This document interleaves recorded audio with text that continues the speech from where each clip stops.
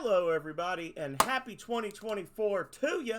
I am the Phenomenal Sir, and I am coming at you with the first stream of the new year. What else could it be but Rings of Power? Not only is it the first stream of the year, this is also going to be the first stream of our Streamaversary 2023, I don't know, extravaganza, phenomaganza, phenomagasm, whatever it is. We're doing it. We're going to be playing a whole bunch of stuff from the early days of my streaming, from the phenomenal streams of yore. We're going to be doing several episodes of Rings of Power this month. We're going to be doing some Spyro the Dragon. We're going to be doing Crash Bandicoot. We're going to do Yoshi's Island, a couple of other things, and we're going to wrap the whole thing up, just like always, with a full day playthrough of Serious Sam HD, The First Encounter. So we got all kinds of good stuff waiting in the future, but for now, let's get started.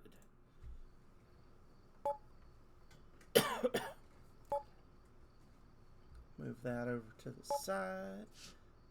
Alrighty. As always, we're gonna go pop our bootleg copy of Comic Zone in the system. Hello, Naughty Dog. It's been a while. I hope you had a good holiday. I hope I can remember how to play.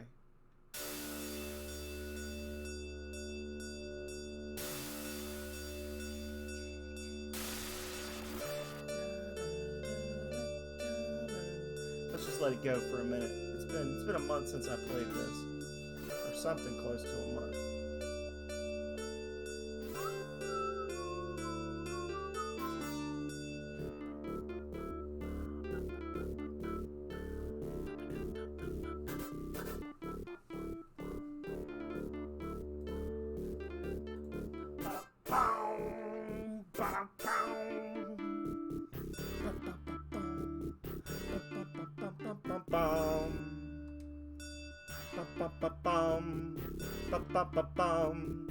Now please let me start the game. It's not working. It's not letting me start. It's just cycling. It's just cycling through screens. Oh god. Okay, there we go. Burr, burr, burr. As usual, Dawn finds you on the path heading into town. It's time to go to the academy. Your master Thalmus wants to speak with you. It's so dark in my room. It is. I don't have ceiling lights, desolate. Just pretend like it's an intimate stream. We're all kind of cozied up in the dark, just enjoying ourselves, letting the music wash over us. I'll give you this, but then I'm going to look washed out, so just be aware.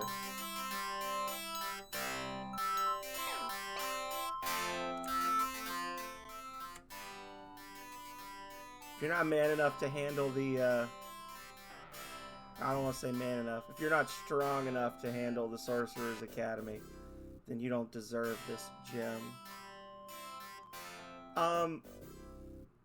Well, so my house was built before 1980, and also I have a ceiling fan. It's just all the bulbs are out, and the model of the fan uses a weird light bulb size that's like hard to get a hold of, and they burn out really quickly, so I kind of just don't fool with it anymore. But I have a ceiling fan. I just don't have lights. Calrea got me some little bar lights, like little pulsey dealies, smart lights that I'm gonna try to put over. I'm gonna try to put one over here on my increasingly crowded desk. My desk is quickly running out of space. I'm gonna end up having to buy a new one, but I might be able to find 4 square inches for a light. Acthul at the Temple of Nexus has asked to see you. When you're finished there, come back and I'll give you your assignment.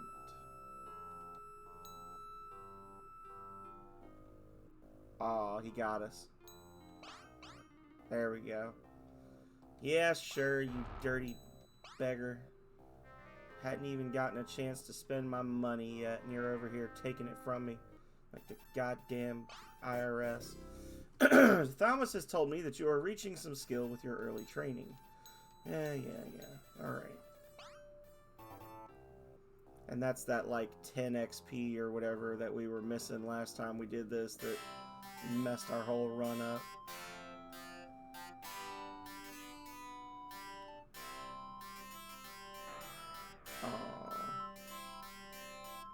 Nothing interesting in that chest.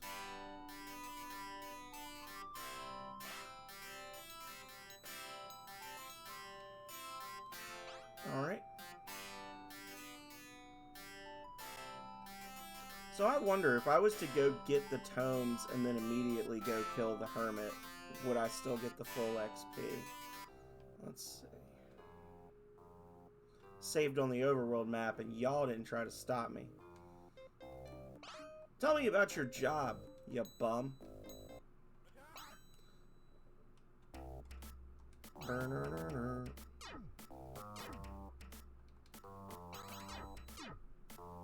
Oh, bad first round.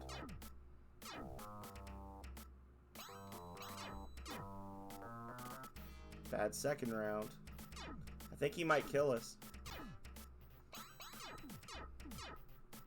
Yeah, he's gonna kill us. What a load of horse shit.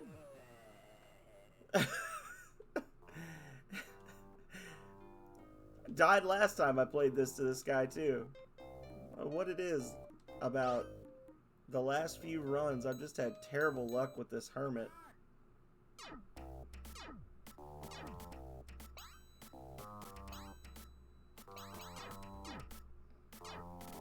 I've already done more damage in this turn than the entire previous fight.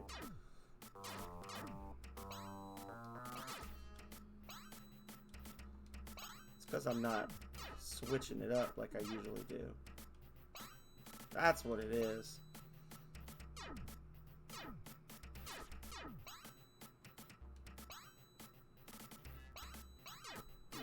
Die, old man. There we go. Do.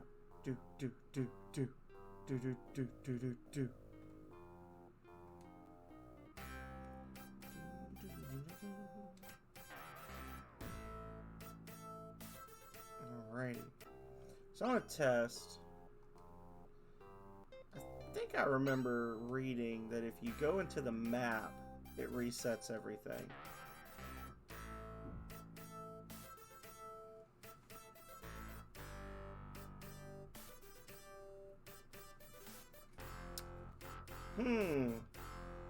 Dragon stones. I have a feeling this is gonna not work. Yeah. Okay, because it's still in the tutorial. Like, I think I've maybe seen one other dragon stone ever drop in mine. That's interesting. Bribe.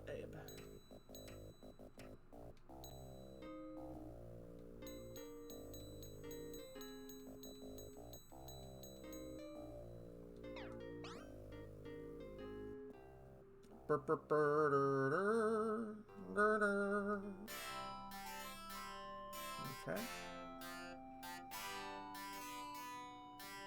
Probably should have bought 10 gems instead of 15, and then bought some food and water, but that's enough for a boat as long as we don't get taxed. 2 gems, there we go.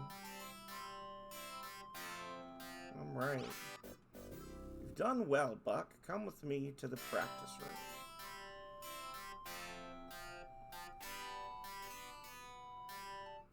At the risk of derailing the stream, I did want to point out to people that the redeems have changed a little bit. I got rid of the Bring Back a Classic and the Mega Classics for this month. It might stay gone longer. People aren't really doing them as much as they used to. And as promised, I added the phenomenal AI art redeem. So...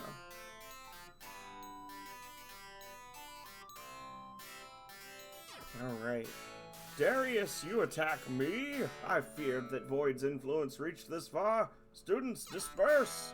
I should probably do a run of this where I actually read everything again, because it's been about, I don't know, a year and a half since the last time I did a run of this where I actually explain what's going on, and it's probably not super exciting to people who haven't seen one of the narrated runs before, to watch this and be like, okay, there he goes, he's zooming, like.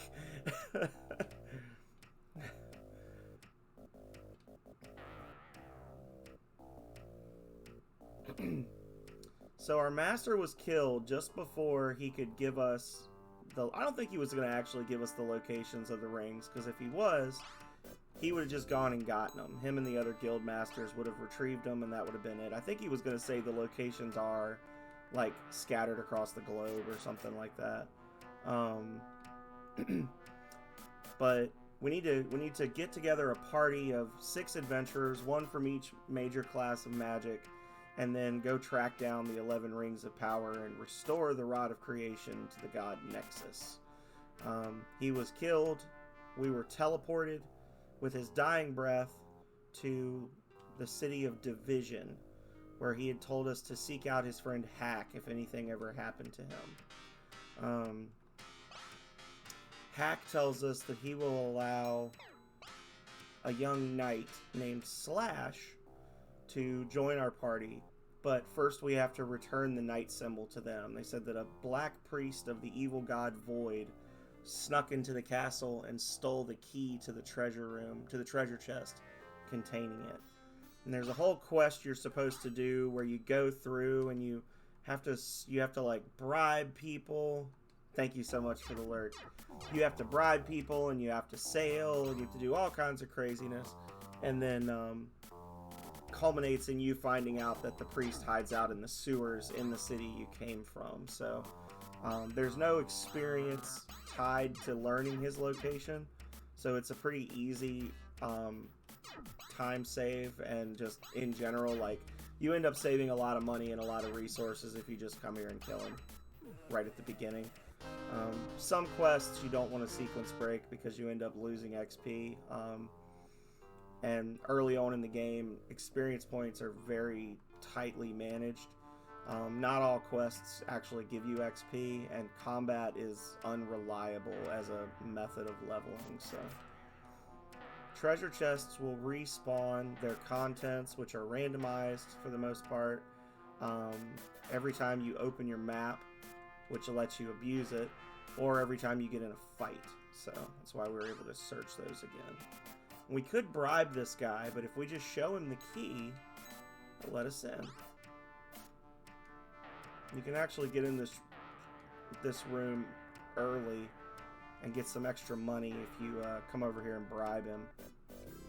But then every time you come over here, he stops you. He gets a little more pissed at you, and after 3 or 4 times of you coming in here without the key, he attacks you. Okay. Now we show him the knight symbol, and now we have Slash. Hell yeah.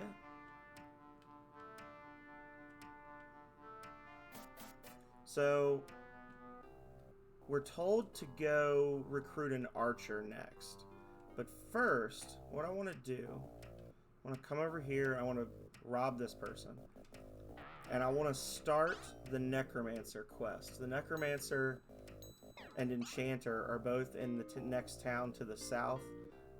We can't get either one of them right now, but we can start the quest to get the Necromancer. We can actually make a good deal of progress on that. The Dino is supposed to help reduce the chance of random encounters. I don't know if it does or not. I've started messing with it again because it's pretty cheap and it doesn't really cost a lot of extra resources. For the longest time, I never used the dinosaurs because I just didn't see the value in them.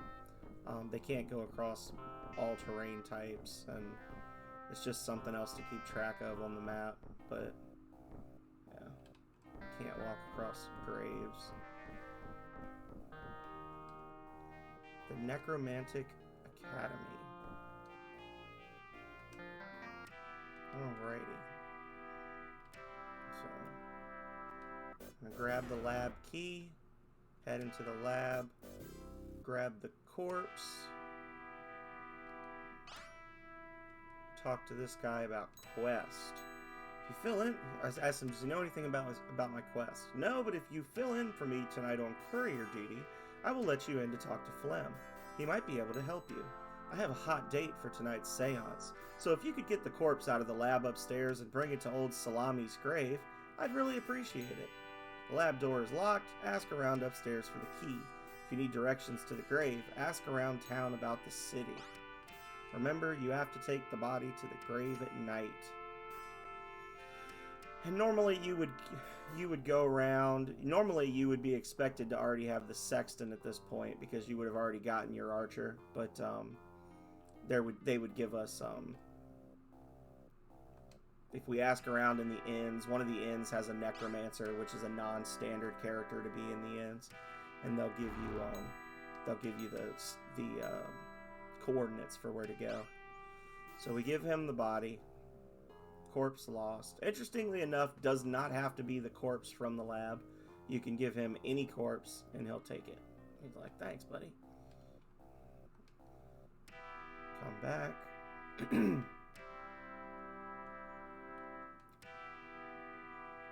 Okay. How did you get in here? This is a closed service. Although I am pleased that Thalmus has gone on to greener pastures, his work must go on. I will allow a young necromancer to join you if I can be certain the enchanters are with us. If Enchanter Master Xylitol is party to our plans, he will give you his symbol as proof. Likewise, the conjurers might suspect us necromancers of some nasty undertaking. Take my symbol to Mistress Hayes in perfection to show my dedication. Alright. Camp.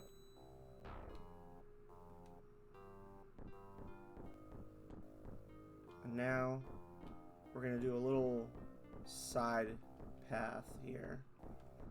We're going to go back to Division. We're going to buy a boat. We're going to buy some food and water because we need it. And then we are going to hot-foot it to the City of Commerce and break the economy of the game real quick.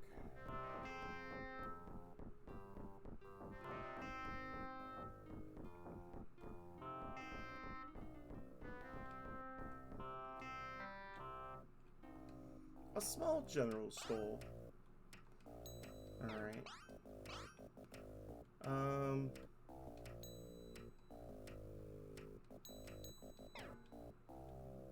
Bribe. And 1, 2, 3, 4, 8, 10, 12. And then we're going to do 30 of this, which will leave us with 91 gold, which is actually going to be short, but then we'll loot some stuff.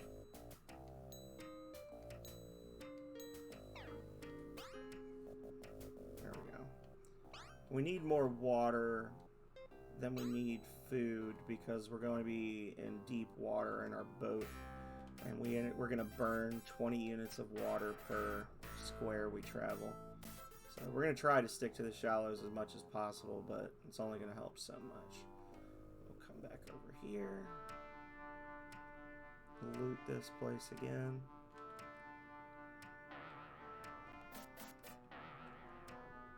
There we go. I could walk all the way back over, but I'm not going to. That's exactly the money we need for a boat. Right there. So... hello, handsome lady. There we go.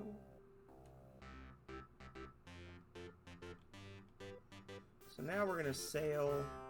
We're going to try to stick to the shallows as much as possible, but we're going to be sailing west back to the town we started in. We're going to hit the first of 3 treasure rooms. We're going to run from this dragon because I don't want to fight it. You should really avoid random encounters as much as possible early on. A, because you'll usually die. B, because you don't really get a lot out of it. And C, because through a lot of experimentation over the years, I'm pretty certain that if you never defeat the random encounters that you're getting at the beginning of the game, the number of random encounters with higher level parties is greatly reduced, because the game is respawning new encounters whenever you beat one. Ah, 2 corpses. There we go. That's 3K right there. So there's like a certain number of invisible encounters that are moving around on the field chasing you. It's not like a random thing and then an attack. There's an invisible thing trying to make contact with your character, and if it touches you on the overworld, you get into a fight. Which is why if you run from a fight and then you take like 2 or 3 steps and then just stand still, a lot of times you'll get into a fight with the exact same enemy.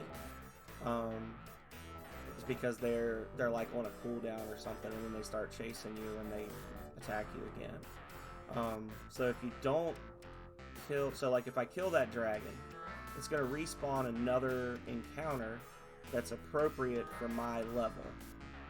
With appropriate for my level being a kind of a subjective term with the way the devs set this up. And this is all just my guess. So if one of the Naughty Dog devs comes in and is like, "You're wrong," I would appreciate the education. But we'll do it again since we're right here. Wasn't a great run. We did get some Fanini, which is really all we need, but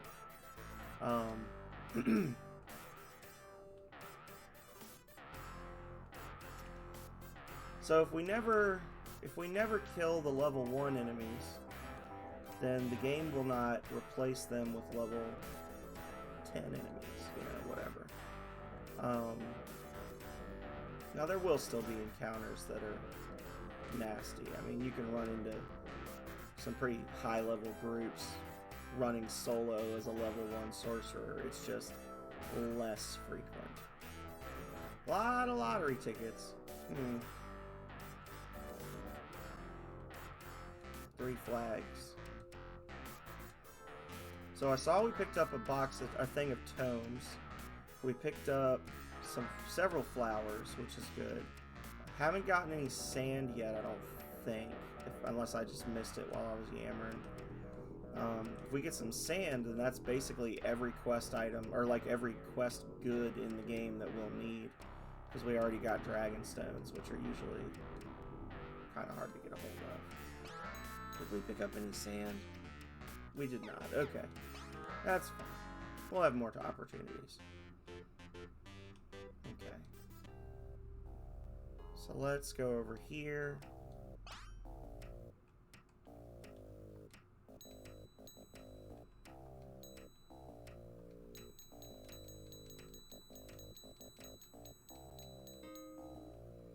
And then we'll do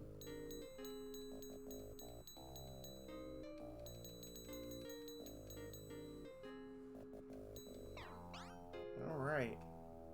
Get our food and water up a little more.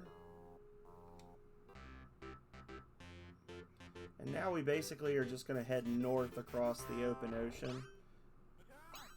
There's that same dragon. Or wyvern, sorry.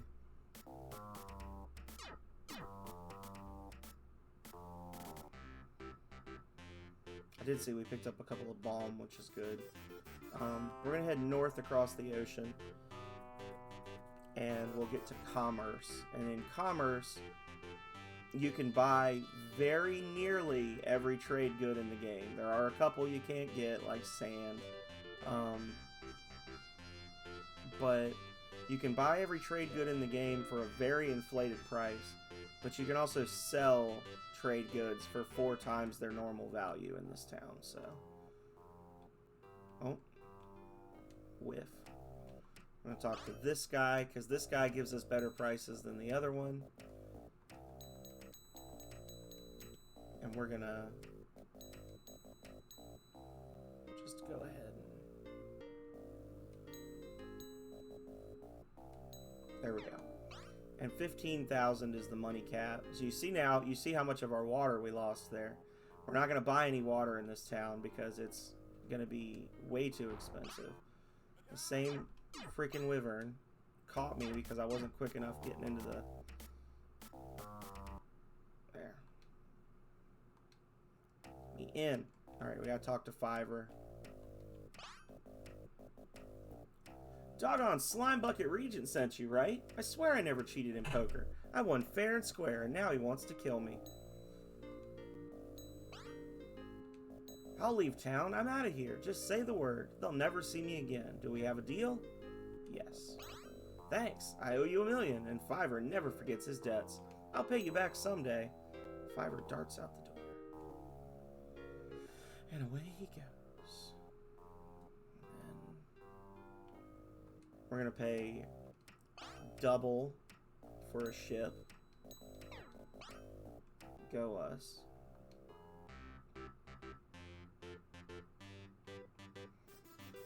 And the ship does not use nearly as many resources. It uses very little food and water, moves 2 squares per turn, so you get around the map a little bit faster. It does drain gold, and if you run out of gold, they will put you adrift on a little boat and leave you. The crew will. But that's okay. We don't plan on letting that happen because we are awesome. And we are now in the city of Cathedral. Okay. While we're here, we will purchase Cut Spell for Slash, which he can't use yet, but that's okay. And we'll purchase Confuse for Buck, which he can't use yet, and that's okay.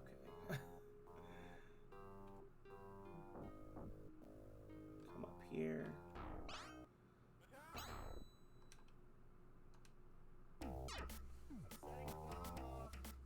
Uh-oh. Somebody's setting a bomb off. I heard it. I didn't see it, but I heard it. It was very quiet, but I heard it.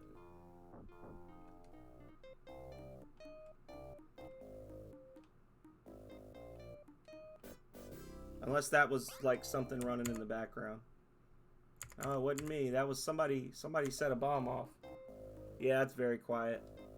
All the sound alerts are quiet. I'm gonna end up just getting rid of the sound alerts. It makes me so upset when they're just like the volume is just all over the place on those things.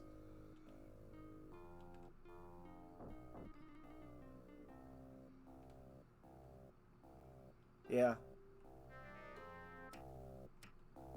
I wouldn't have heard it at all had it not been super quiet in the game when it occurred. Alright guys, we're gonna go ahead and max out our food and water now. Science? For science? That one's good. It didn't even say that you played it. The sound alerts notice didn't even pop up, Calrea.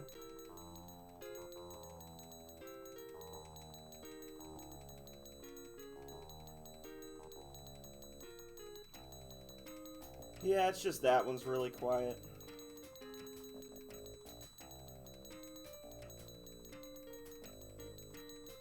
So, every unit of food and water that you purchase is 100. Is that like every time I press buy, I'm buying 100 units of food or 100 water, and you can only carry 30,000 of each, which means that you only have to press this a maximum of 299 times, right? So,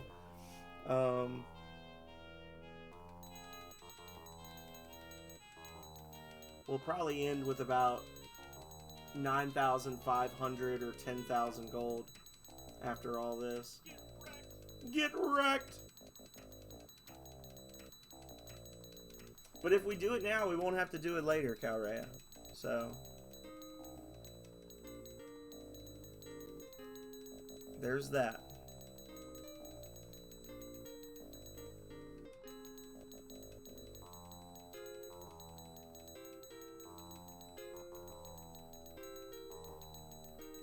Don't make me a liar, game. 9,800? Nope.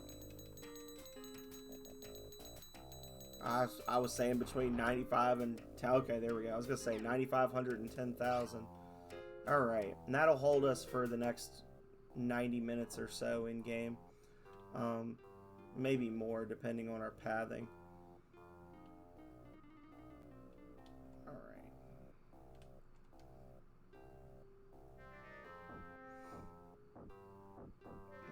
Okay. We are now in the City of Speed. And I should have taken the first north path, but I did not. Duck into the local Temple of Nexus. We're going to loot the catacomb.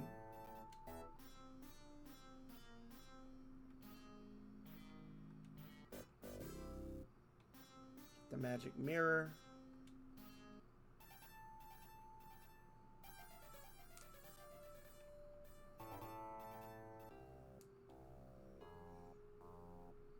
Oh, I forgot to get the flipstone too. Oh my god, the run's falling apart.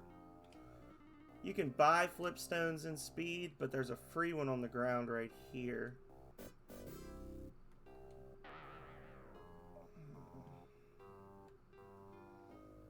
And we'll need that to bust Lenny out of jail.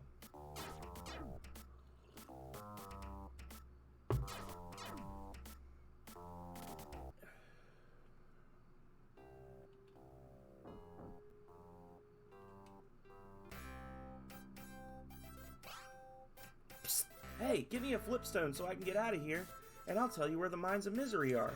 You'd like to know that, wouldn't you? You kept your end of the bargain, so I'll keep mine, bull. Oh, there we go. By the way, when you get there, check out the Archer Feather. She's good with the bow and one hot cookie to boot. Thanks, buddy. Lenny never forgets a favor. Lenny flips out. Alright. Stand in front of the largest and most prestigious Archer's Guild in the world. You're a handsome... I can't let you in there. You're a handsome young sorcerer. If you bring me a bouquet of the flowers they sell in the City of Perfection, I might let you in. She says I'm an honorable fellow, and she gives me an additional hint that there is a magic sextant hidden in a cave east of the town. A cave behind a waterfall, no less.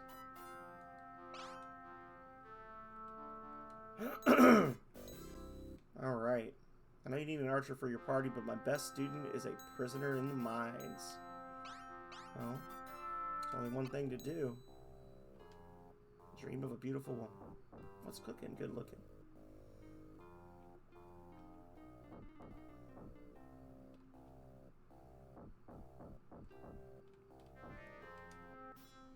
Alright. So now we can tell longitude and latitude on the map, which will help us some. It's been a while since I played. It probably will help some. Hey, Bobby! And Berserk. Damn.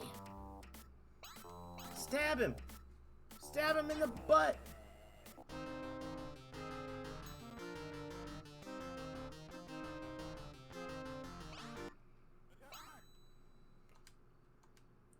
So by choosing Berserk, we increase our magic consumption, and in exchange, we increase our damage by like 25%.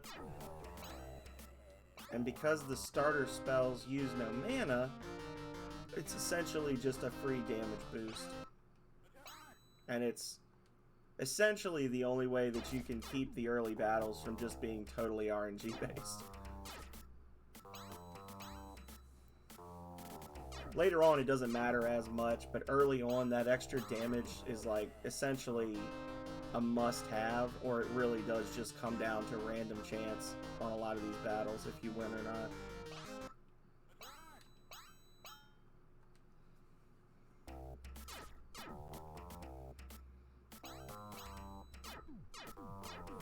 Got him. A Bazak.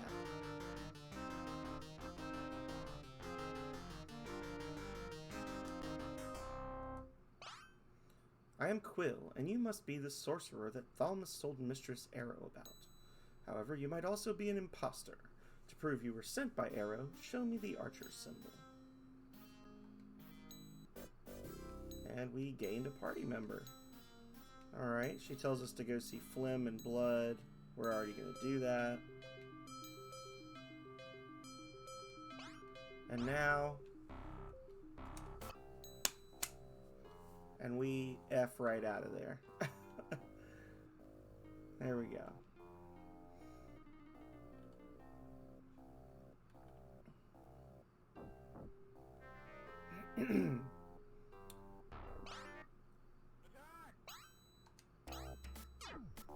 Strong bear. Don't often see the triple bear encounter. Interesting. You see 2 at a time, but you don't often see 3. Okay.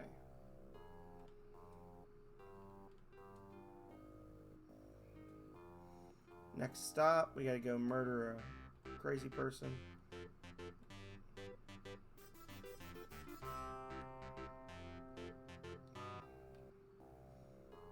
Okay. Someone stole my precious, my little ogre's egg. The nasty conjurers of the South Ice Cave stole my perfect egg. I'll trade you the key for my egg. Those nasty conjurers live in a cave shaped like a giant skull. It can be found around 621 on the South Ice Plain. Or we could fight. And I hope I'm high enough level. I'm level 3 now. I think I can cast Confuse. I didn't think about that till just now. We may die.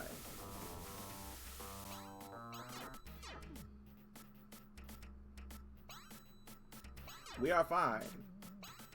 Alright, so now, so she's actually pretty high level. She's like, I want to say she's like level 6 or 7.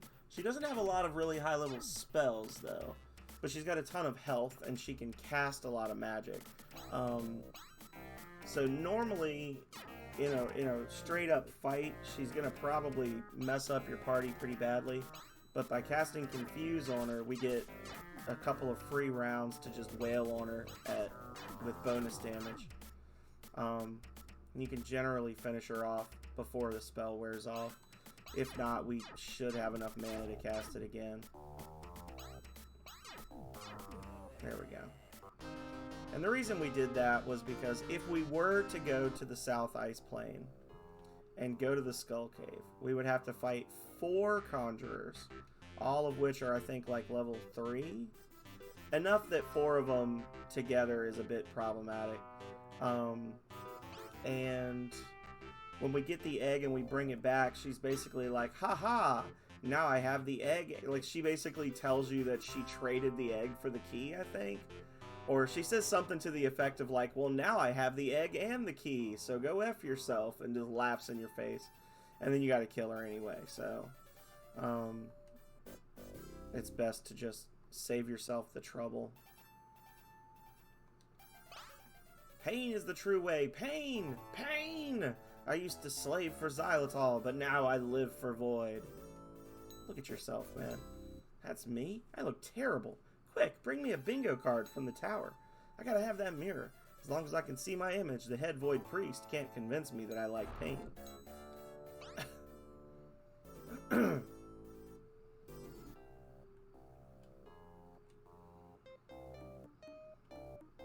Okay.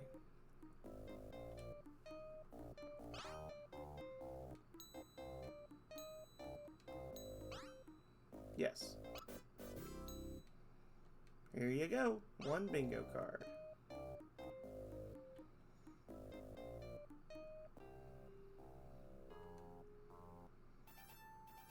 Okay.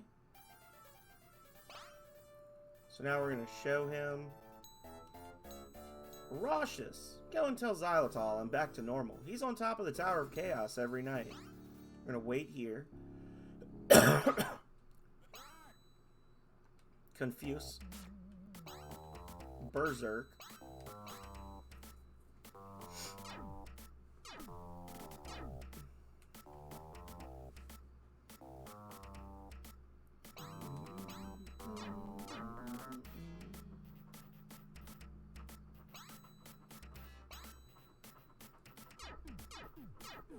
Got him.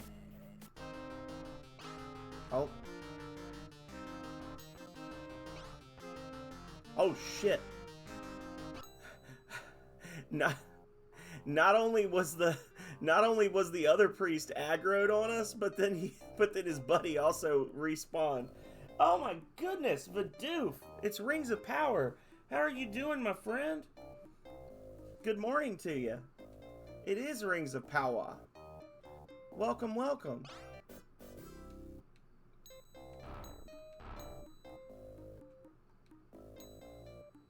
Okay. Welcome in, Vidoof.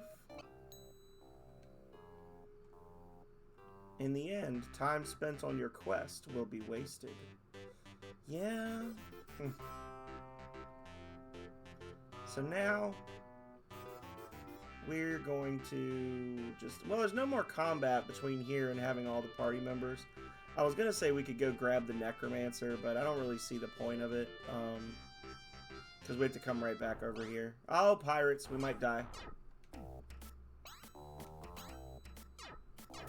He may kill us. If the third one goes first, we're going to die. Yep.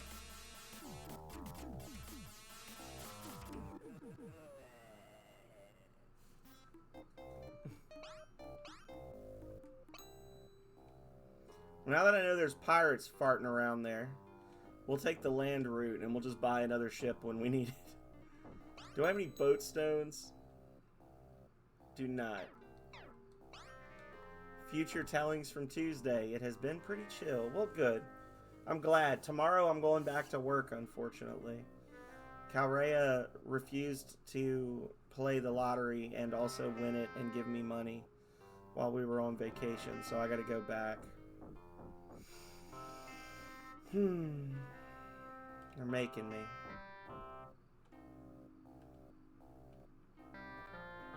Yep. But then I have Wednesday off.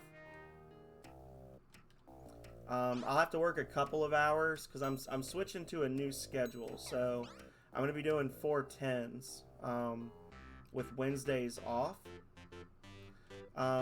So for the month of January, it's not going to be a big deal because it's like a trial run thing. But if my supervisor and I are both happy with it after January, I'm going to be mixing up my schedule a bit. So Mondays and Fridays will be night streams, and then Wednesday and Saturday will be morning streams. So I'm going to start doing Saturday or Wednesday morning streams when I can. There's going to be times I have to be at like a meeting or something, but for the most part, I'll be able to do that.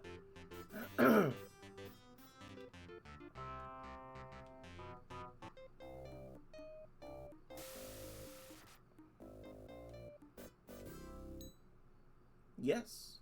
Hope you like Star Ocean. I'll probably play other stuff at times on Wednesdays, but the standing game until I beat it or get tired of it is Star Ocean: The Last Hope for Wednesday morning. So once we get to February, every Saturday is going to be a Breath of Fire until we've beaten all the Breath of Fires, and then Wednesdays are going to be Star Ocean until we beat Star Ocean.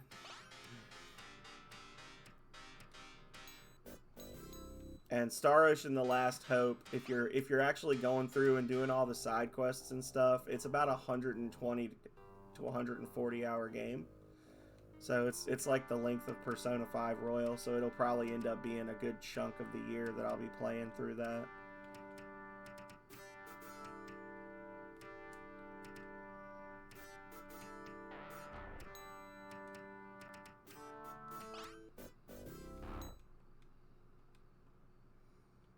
I will show you the Necromancer symbol, and she'll keep it. Rest and flames tell me I shall join you on your quest. There we go. That's our conjurer. Well, you know, I was telling Calrea, because I spend a lot of, like, I don't think you guys realize how much time I spend really thinking about my schedule and trying to come up with stuff that I think people will like and a schedule that'll work. And I was telling Calrea, like, I was like, I would like to do retro stuff in the mornings because then I'm always doing something different. But there's a lot of people that stream retro games from like 8 to 4, like in the middle of the day. Like, there's a lot of people playing retro stuff, you know? So I was like, I'll do something a little different, and then that way it'll if people don't want to watch the normal fare, they can come hang out. And if people are like, oh my god, you know, I tend to not stick to my schedule super hard. So there might be a day when I'm like, you know what, let's play Shadow of the Beast. I hate myself today, or something, you know. It just depends.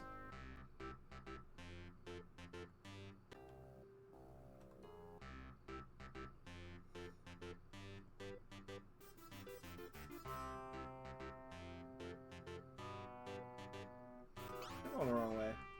Hang on. I am going the wrong way, but that's okay. I can save it. Yeah.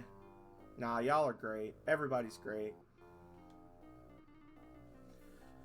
I have been lucky in the community I have found myself allied with.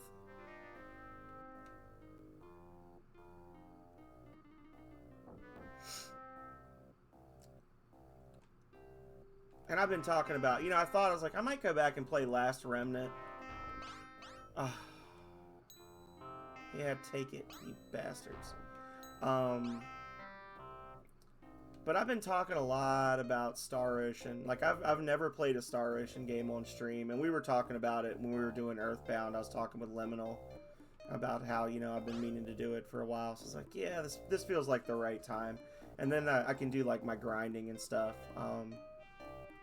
You know, if I feel like it's going to be a really long, boring day of grinding and people aren't really feeling it, we can go do something else. But, you know, maybe people just want to watch me run in circles and fight the same 3 rabbits over and over and over. Hey, buddy, look at this.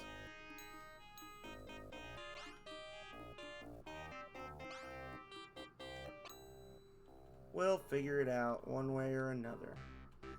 Alright, so now we just got to go pick up our last 2 party members, who, as I said, are both in the City of Blood. And then we'll be able to start Le Grand Tour.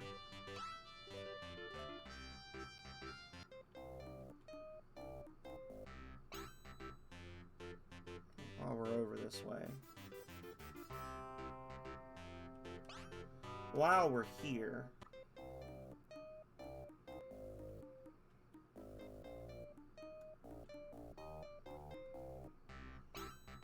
one, 2, 3, 4, 5.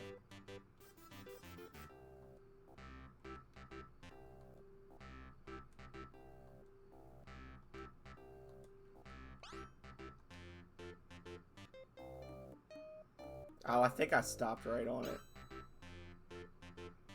I did. I stopped right on it. Oh my god.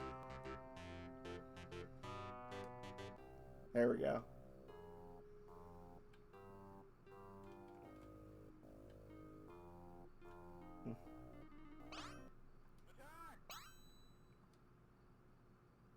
Oof. Yeah. So if you've never played Star Ocean: The Last Hope, it's got a lot of side quests that are usually like, go gather me this many of this, or go gather me that many of that. Like, there's a lot of item gathering quests. There's a lot of crafting. If you're trying to go for like completion, there's a lot of different crafting stuff that you can do. And there are some sections that once you've cleared them, you can never go back to them. So there are some spots where it becomes like incumbent upon you, if you're trying to do everything, you must do all the grinding now. Like, and for the most part, it's not too bad because it's like real-time combat. Like, if you haven't seen Star Ocean before, the newer Star Oceans, they put you in like a battlefield and you're running around and you can do like active dodges and counters and things like that. So it's pretty engaging. It's pretty engaging to do, but the game uses a skill point system for leveling up your abilities. So like you can learn spells, and spells just, if I recall, no, I think spells are just what they are. But then, like, you can get special abilities that you can key to like the buttons on your controller, and those you level up with skill points, which requires you to do some grinding. And there's like, when you do certain things in a battle, there's like a collection of gems on the side of the screen, and when you do certain things in a battle, you get a gem added, and there's like a total of 14 gems that you can have, and until you get like knocked on your butt or knocked out, or like there's like a couple of different things that can happen that can cause you to lose your bonuses. Essentially, you're trying to get your bonuses, and then you're just trying to grind and hold. Oh, they tricked me. They're just standing there. I thought they were merchants. You're essentially like trying to get your shit set up where you're like, okay, I get 10 extra skill points every victory. And then you're just like grinding out tons of skill points to level up all your abilities and stuff. But it's fun. It's a good game. It was 3 discs on the Xbox 360. It's got a crazy long cinematic at the end, which is most of the 3rd disc. But I think there's like 5 planets total to explore. Two each on the first 2 discs, and then 1 planet on the final disc, and like a 25-minute cinematic. Yeah, like when the first time you go to the final planet, there's like a 20-minute movie that you're watching. And then when you beat the game does the Bethesda type thing where basically like if you maxed out your relationship with each of your party members, you get a whole little like 3-minute video for each of them. So you end up having like a half-hour credit sequence at the end of the game.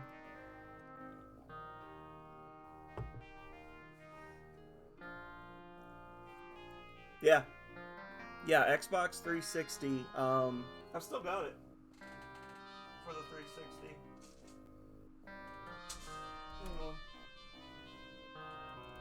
I've got all my 360 games still because they're not really worth anything, you know? Yeah. That's 3 discs. You can't tell because they don't give you like individual holders. They just stack them in the case like fucking monsters. But there's 3 discs. And then Lost Odyssey was 4 discs on the 360. If I'm not mistaken.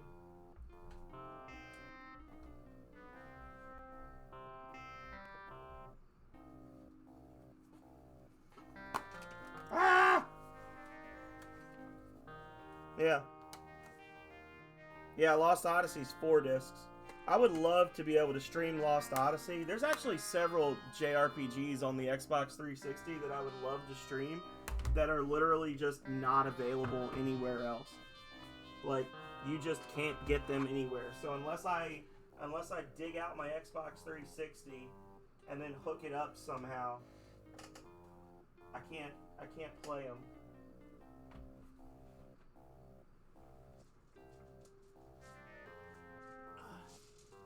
But yeah, you've got Infinite Undiscovery, which was kind of a people talked crap about it, but I think that they didn't have They didn't have the right mindset going in. It wasn't ever going to be a thing that was going to like revolutionize games. It was just a solid RPG with a goofy storyline. Lost Odyssey is amazing. They could make a Netflix series out of Lost Odyssey, and then Star Ocean, which basically is a Netflix series with all the cinematics.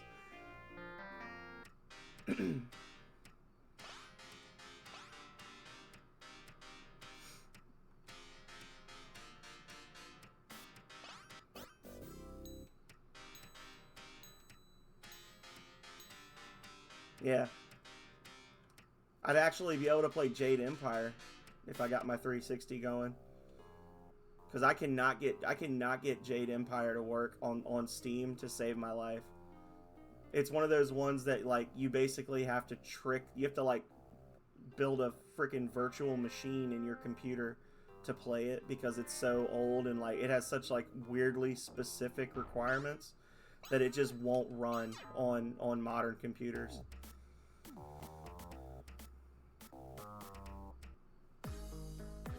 Uh-oh. Uh-oh, y'all. Uh-oh. I hear music.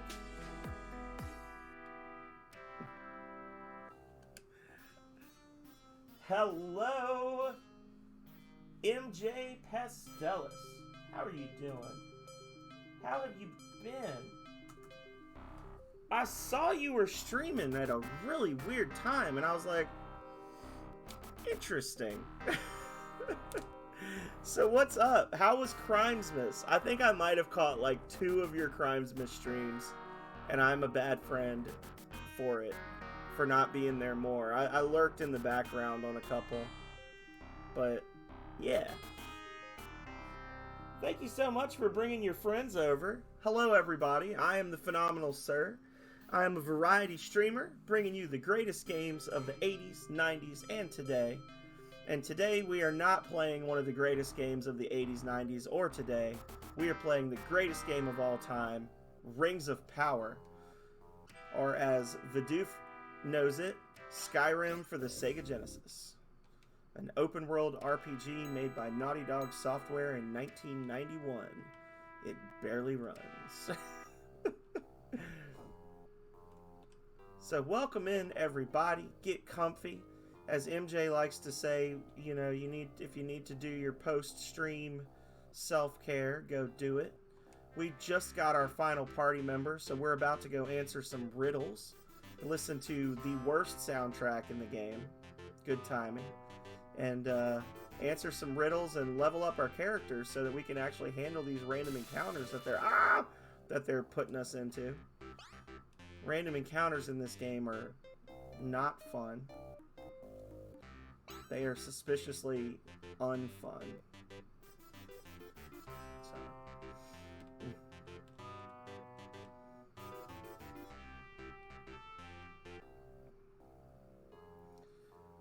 Burr, burr, burr, burr. Across the wildlands. And then we'll auto walk. I didn't catch a lot of streams from anybody, which is crazy because I was sat here on my butt for the last 10 days, but it just seemed like every time I was free, like every time people were streaming was the one time I wasn't free, or I was working on something, or I was streaming. So okay, thank you so much, Brand Diesel. Welcome in. How are you? There's a name we know and love. Streamaversary has begun. I don't get enough to celebrate in life, so I spend a month celebrating. So the true Streamaversary will be on January 30th. When we will be doing an all-day, basically, like 8 or 9 hour stream of Serious Sam HD, the first encounter. For now, we're just playing Rings of Power. We need to get Tom to play Rings of Power, because Tom would love this game. It's like Star Tropics on steroids. Not true. Not true. I am sorry that you're pooped, though.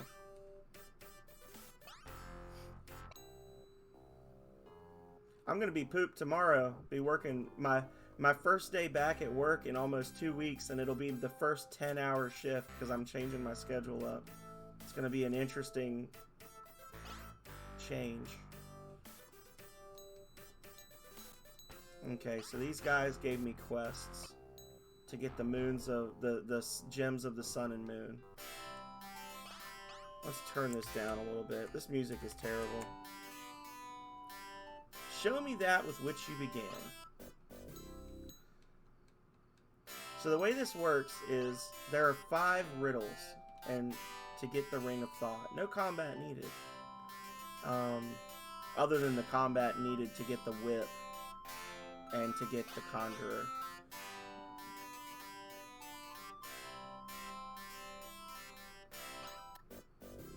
Go stare into the void. Oh no. Well, I wish you all the best, MJ. And I thank you again for thinking of me with the raid. I appreciate it. And I hope you have a good void staring.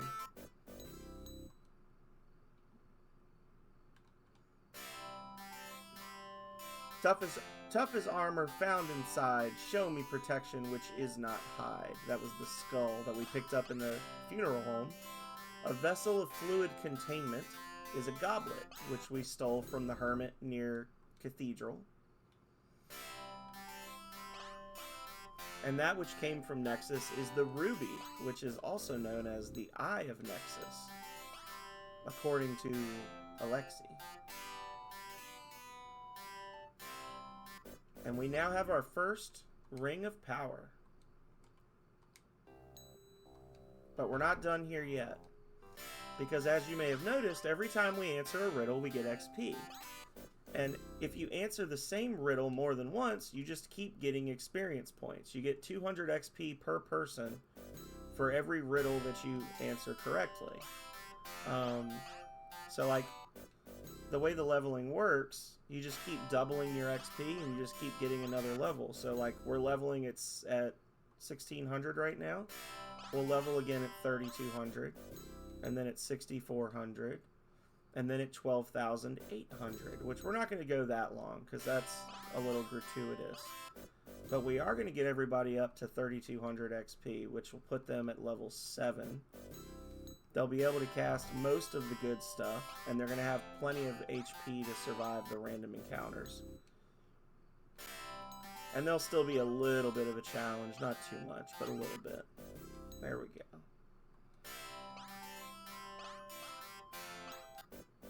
And there's our Necromancer. Alright.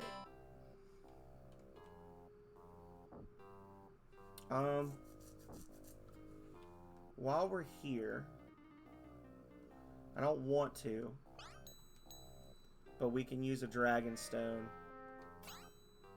And we'll fly over here to Mesa.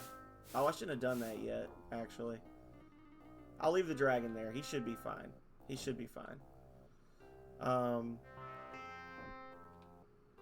We're going to go back. We'll kill the enchanters, get the picture, and then we'll come back to Mesa. We'll get the log, we'll get the sand, and we'll get the Ring of Mutation. And then we won't have to go back to Mesa again. Listen, guys. I haven't even had a chance to buy any good spells with which to kill you yet.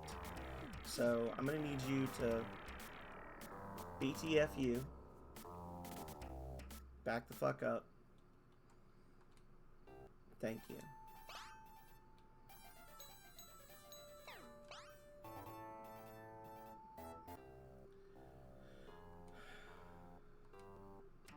I had to get a heal because a little while ago we got attacked by a knight that reduced my max HP on one of my characters.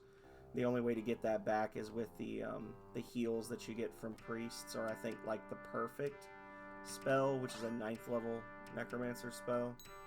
Not sure. Energy and sabers. We'll buy those for Alexi. And what do you got? Wound.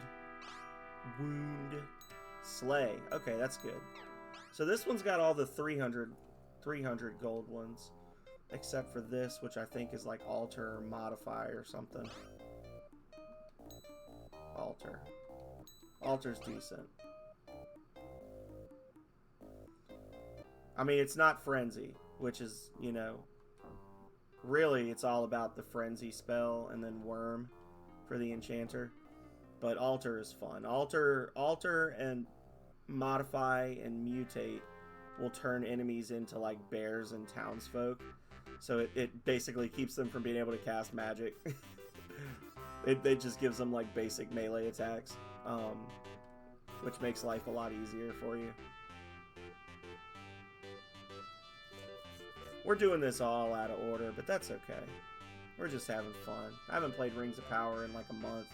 We're gonna be playing it a lot this month. We're gonna do one tonight, and then we're gonna do one on the 29th, and then we're gonna do our Serious Sam stream on the 30th, which will be an all-day thing. It takes about 8 hours for me to beat it. And then on the 31st, we're going to play Rings of Power again so we can start year 4 of streaming off correctly. Yes, of course I'll challenge you. And you can get effed.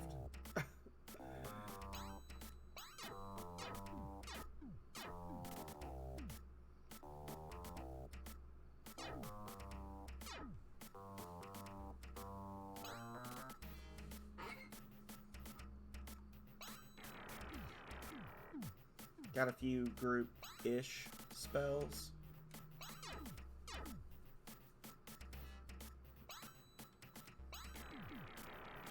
Not super high damage, but... Oh, that was the wrong thing. I should have done energy. Dang it. Energy would have hit everyone. Oh, this is going to suck. Can they all cast Frenzy?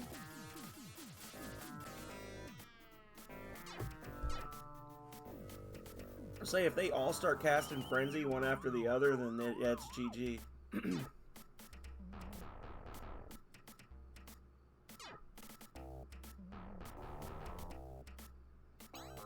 They're just lifting me up in the air and dropping me.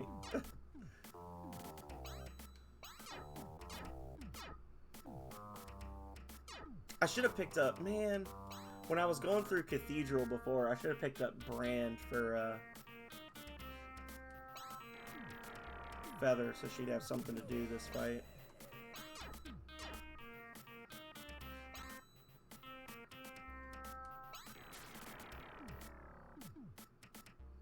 It's showing him as an enchanter again, which is making me nervous. Okay. Of course, the one that casts Frenzy is still alive. But he can't do much on his own.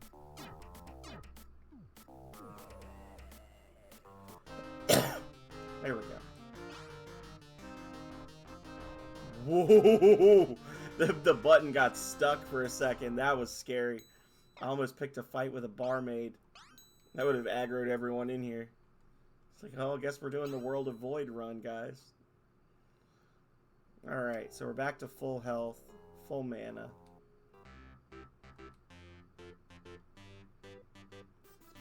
So those guys, once you get the Enchanter in your party, they just try to stop you from leaving. And when you first get the Enchanter, there's really no way you can reasonably expect to survive that encounter. Like, you're not supposed to fight them yet. You're supposed to run or die, basically. You, sir, would make a fine merchant.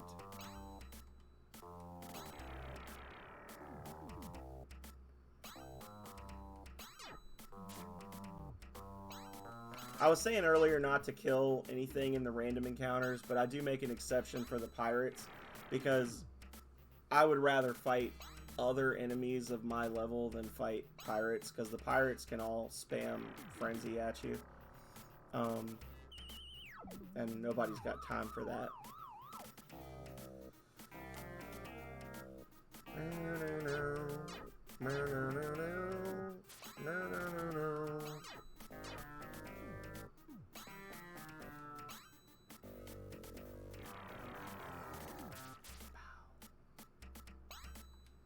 Confuse.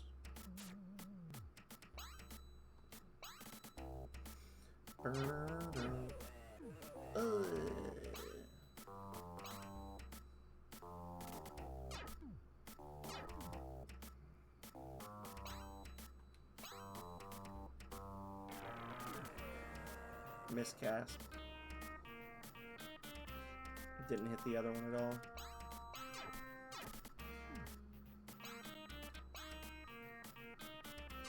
Bazap. Some treasure. Not a lot. Oh, hang on. There we go.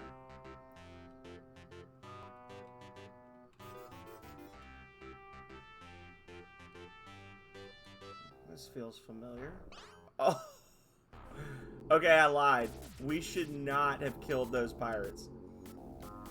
This is, I think, the same ship. The treasure chests are still opened. Goodness. Run your feet off your legs. Run. Go. Jeez. Craziness.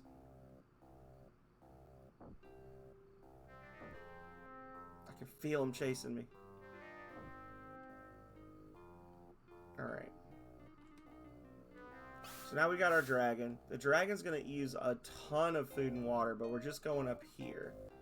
We're going to go 1, 2, 3, 4, 5. And that was 200 food and water. Right there. Oh, hang on. There we go. Yeah, I just burned through like 500 food and water just doing that. Alright.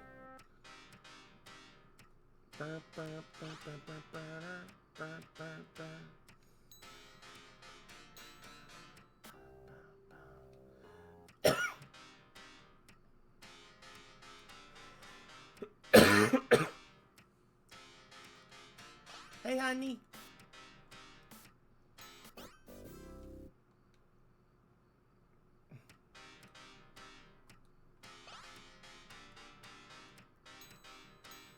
I sort grains of sand.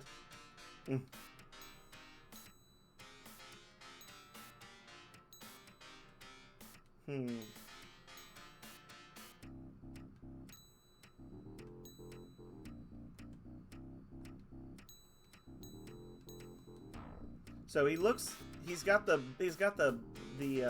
character model of an enchanter. He's got the face of a crazy person or a beggar, and he talks like a mason. Interesting.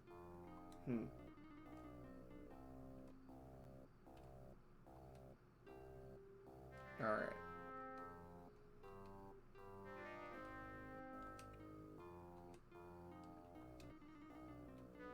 This sand is special sand. Only on this hill does it spawn. There we go. So we'll be able to use that later. And then... what spells do they sell here? Huh. Never really check any of the shops here. Because I'm usually coming here last. Inferno. Flames. Those are decent.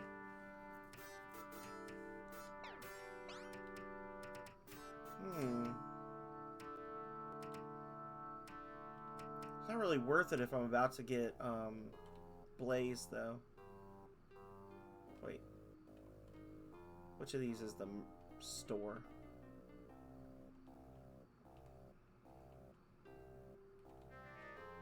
It's probably right on the other side of the dragon there. Rar? Who's roaring? Oh, she's roaring. Thank you for the rar, Calrea. Rar, indeed. Log taken. So we'll need that to get the bandit ID from Mr. Belmont.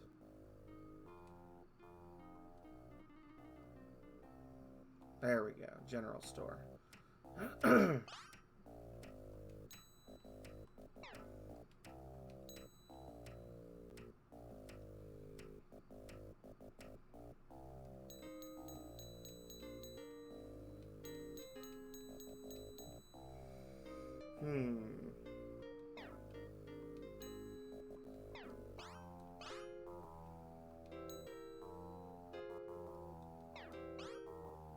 567. So if I bribe you, will you increase or decrease your prices? Because it's not always guaranteed.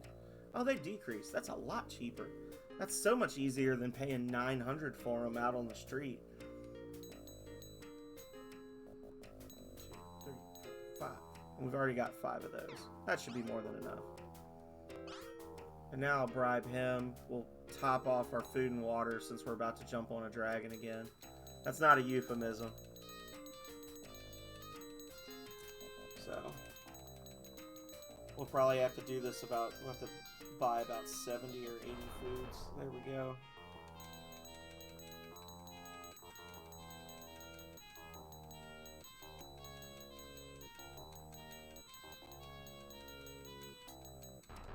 Okay. So we are now ready to begin our quest in earnest. It's because of the amazing action that you're seeing in front of you, Vidoof. The adrenaline is rushing through your body, and you just can't handle it. You're not used to this kind of entertainment. And I forgive you. And I hope that you have a good sleep and an even better Tuesday afternoon.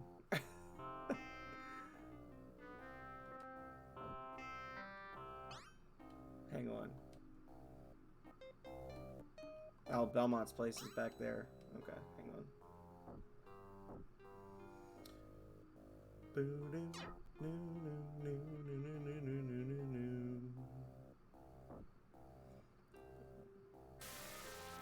Oh, I know it's not the game. It's like 5 in the morning or something crazy there, isn't it? What time is it here? It's like, was it like 2 a.m. for you? Something ridiculous. Schwiggity schwooty, I'm after that booty. Townie's gonna die first. Told you.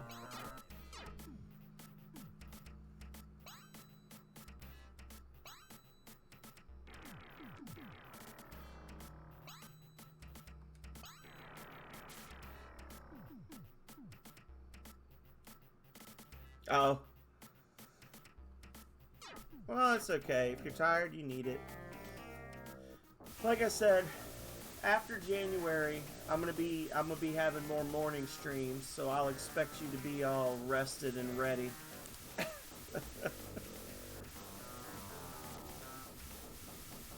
There you go. Double block.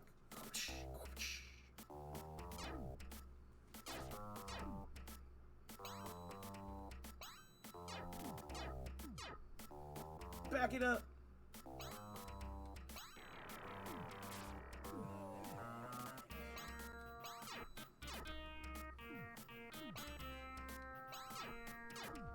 Bear in mind that I'm supposed to be like level 3 right now, and I'm level 7 fighting these guys. Like, jeez.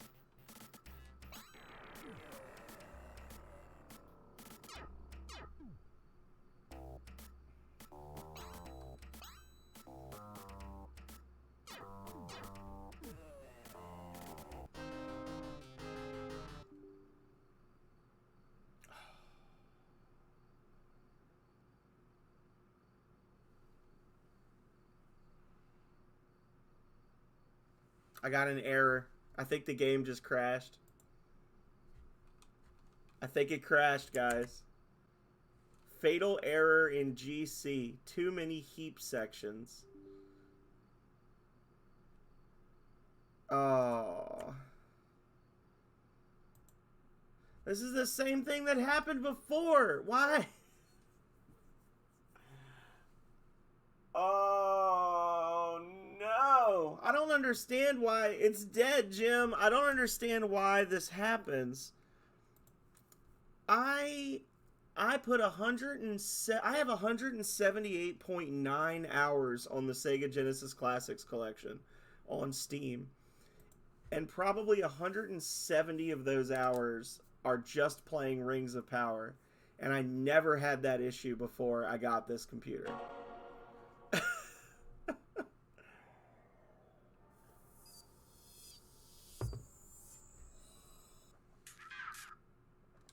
That's so freaking weird.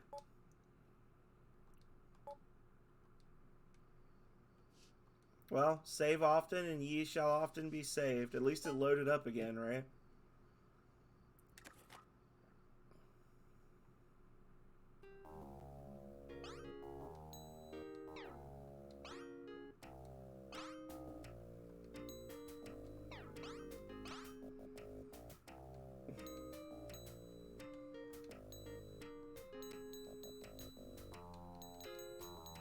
That's okay. We only lost like 10 minutes of progress. And it's not a speed run or anything. We're just having fun, so. I don't know why it does that, though.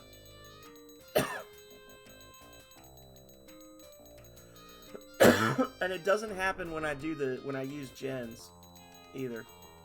I might just have to start using gens all the time when I'm playing this game.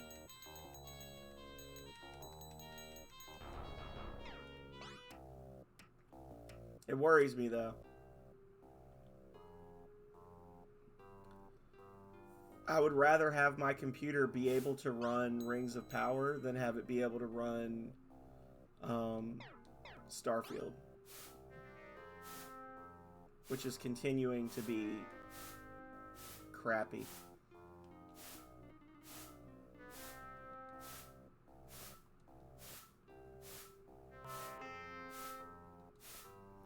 On the one hand, I'm actually really annoyed that I'm having so many issues with my computer and Starfield, considering I bought it to play Starfield, which is a little ridiculous, I know, but it had the added benefit of me being able to give Calrea a new computer, because she really needed a new computer. So I'm not upset about it. Like, I have a nicer computer, she has a nicer computer, it's a win-win. But at the same time, it's just like, really? Paid so much money, it doesn't even run the game I bought it for.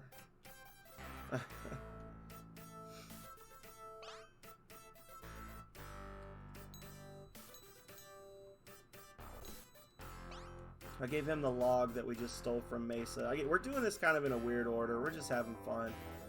Normally this would be like the last thing I would do is I would grab the log. I would talk to... Grab the log. Call it a day. No, I would grab the log. I would show it to Belmont. I'd get the bandit ID. And then I would just be like on my way to the end of the game. But... whatever.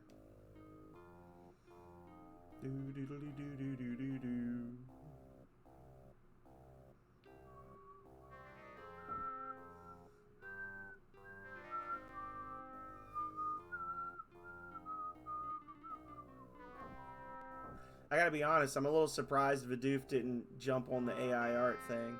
He might not have seen it.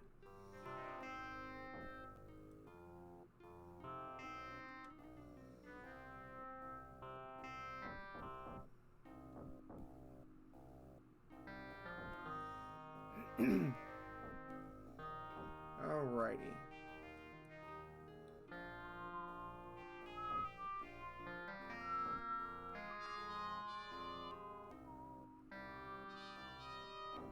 Alright, so we're going to come over here very quickly. We're going to snag the shock spell. We're going to turn around and come back the way we came. And we'll grab 2 rings of power. Or we'll get attacked by these guys. Whichever.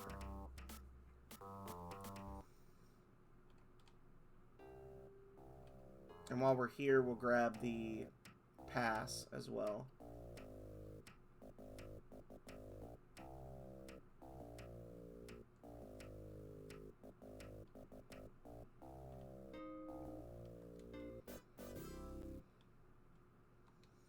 Burr, burr, burr.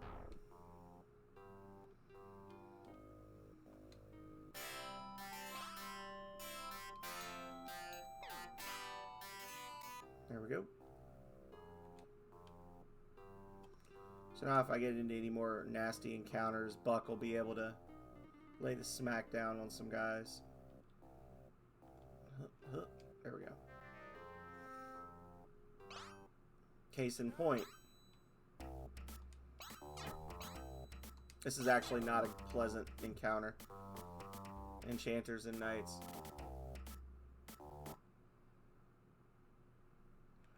You have no idea what you would want for AI art? That's true. So many possibilities.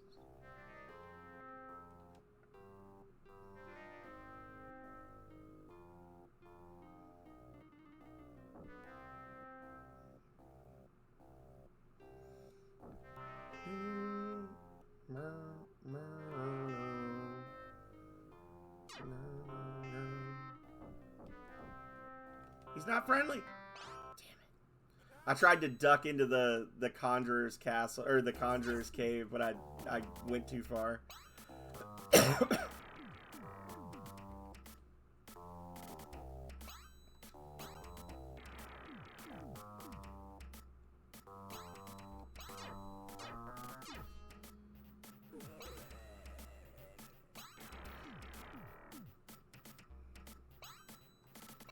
Yeah. Suarez. Aw, max HP down. My game's sequel? When I'm independently wealthy and have time to work on it. The sequel to Voltage, I actually already know what it is. Like, I know what the storyline is. I know who the characters are. I actually started working on the sequel before I started working on Voltage Genesis. But it was too big of a game for me to make, and Genesis took me years to make. And Genesis takes place on one continent on the planet, and the sequel takes place on the whole planet. So it would be so much time to work on it. I mean, there's another shorter thing that I'd like to work on. And I thought about doing that instead of Star Ocean, like doing like Wednesdays. I work on game dev stuff during the day and stream that.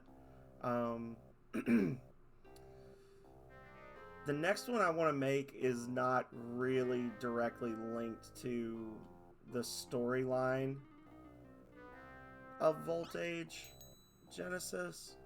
There are some things that relate to it, but the direct sequel of Voltage is going to be very long time from now. Technically, Genesis is the prequel that got made before the original.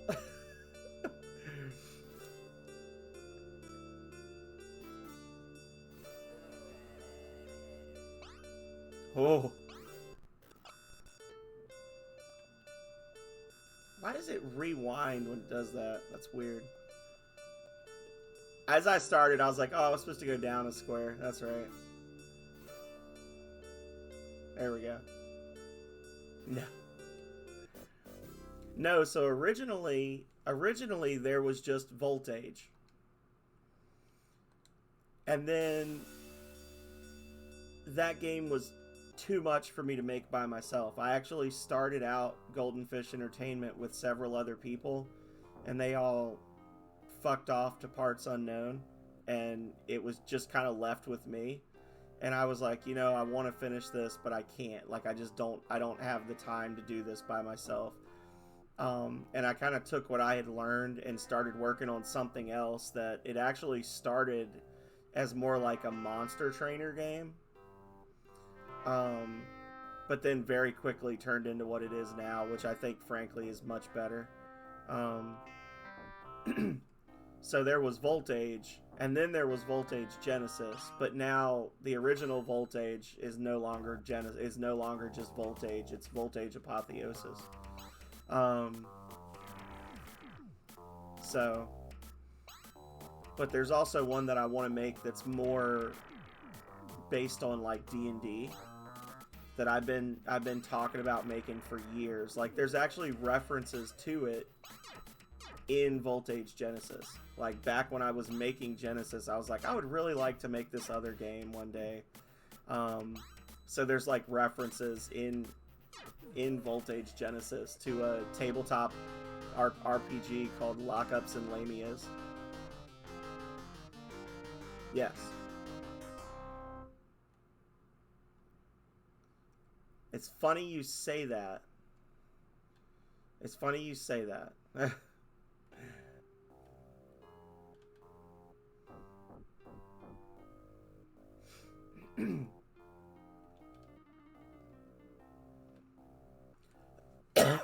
There were originally going to be robot characters in Voltage Genesis. And Lamias. Yeah.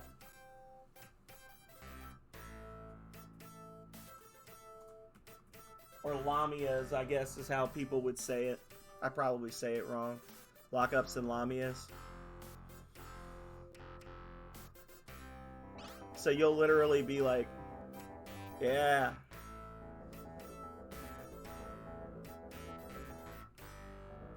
Oh, have you started playing it already, Goblin Junkbot? Did I miss it? Is the VOD still on your channel if you did?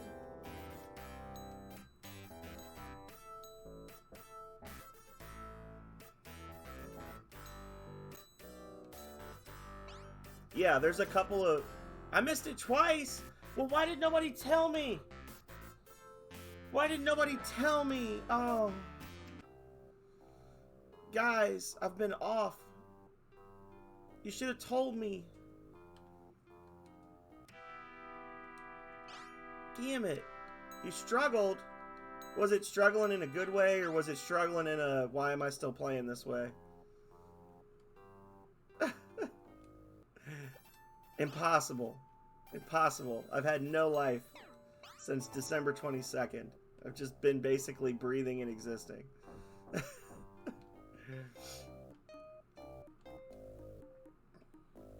But yeah, there are a couple of bookshelves and things you can find where Nolan comments, it's like, oh, it's a bunch of rule books for that old Lockups and Lamias game. See, funnily enough, I was not out doing anything last night because I came home early. On the 29th, no, on the night of the 30th, I drove to Calrea's parents' house where she was.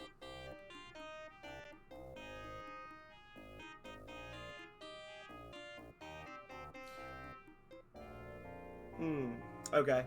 I drove to Calrea's parents' house, and we did stuff on the 30th at night, and then I woke up on the 31st and drove home because I was supposed to go. She was going to stay there and do New Year's with her family, and I was going to go out and have dinner and do New Year's with my mom and my stepfather and my sister. And then like 15 minutes after I got home, it's like a 2-hour drive, I got home, and 15 minutes after I got home, my mom texted me and was like, I got COVID, so we can't go out tonight. And I was like, well, shit, I'm not turning around and driving back. So I basically just sat around the house all day yesterday, did nothing, and then went to bed early.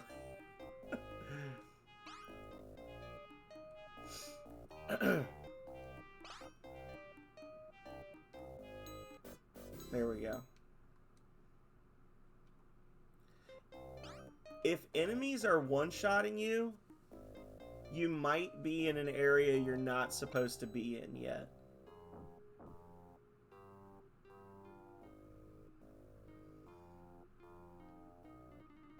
Because the game does tell you when you start out that if you go north or east, if you go north or east from the starting town, the enemies get a lot stronger. And if you go south, there's like dialogue with Alan where they warn you that the Steel Legion is down there and you shouldn't go there either. So the game's kind of telling you in a roundabout way that you should head west first.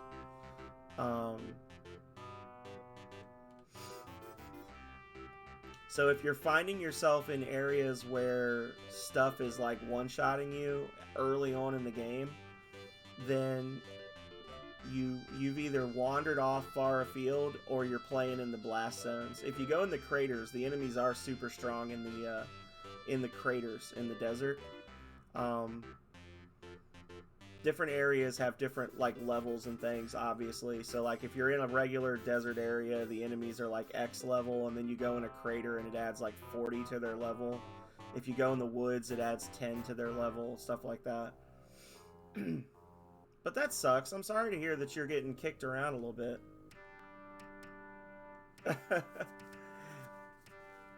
Yeah, if you just start the game and go west like they tell you to, and then as you're playing, you're just naturally doing the side quests, like the bounties and the side quests, and you're getting new characters and stuff. Yeah. Yeah, I put that there. I was like, okay, this will make it very clear that you shouldn't go this way. Yeah. You shouldn't really have to do a lot of leveling until you finish the first arc. And when you finish the first arc and you're ready to start the second arc, the game will literally tell you, like, it's gonna go to like red text on the screen and say, the enemies in the next area are way stronger than anything you're used to. Make sure you're ready because you can't come back. And then you go there and then you do that stuff. And then it'll do it again, like later on again. It'll be like, just so you know, this is the jumping off point. Shit's about to get real. Yeah. It's true. And I could have, you know, I could put something in where you just can't go that way. But I really like how when you go and like, so like I'm inspired by a lot of games that I played when I was younger. And I really like in Fallout New Vegas, you leave the first town and they're like, you just need to get there. They just say, go to New Vegas. And when you come to the first T intersection in the road and you go left, people are like, don't go left. You'll get your shit kicked in if you go left. And you're like, well, I'm going to go left. And then you get your shit kicked in. But some people don't. Some people, through luck, guile, or skill, manage to make it past all the crazy bullcrap. And they have a completely different experience with the game as a result. They miss the entire... Like, if you think about it, if you go left at the beginning of the game, you miss the entire intro for Caesar's Legion. You don't know who the hell Caesar's Legion is when you get to New Vegas. So it's very... I don't know. I could put something in that's just like, oh, we shouldn't go there yet. Like, have it do a check if you go too far east. Have it do a check that's like, oh, don't do that. But at the same time, on subsequent playthroughs, when you know where stuff is, if you do subsequent playthroughs, you can use repels and things to avoid enemies, and you can get some cool stuff early on. Like, not game-breaking stuff, but you can get cool stuff. But I'm sorry to hear that you're getting slapped around a little bit.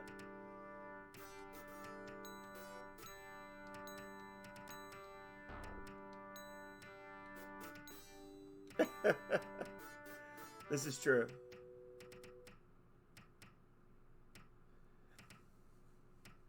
Neela doesn't, but when you first leave the town, Nolan and Bridget are like, they tell Alan, if you go east, the monsters are stronger, and the South Road is full of Steel Legionnaires. I would need to see which monsters you were fighting.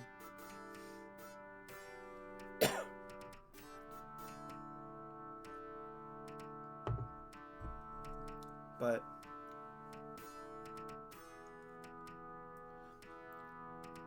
Desolate Reality, I need you to be honest. Does Goblin hate it? Is it a bad game?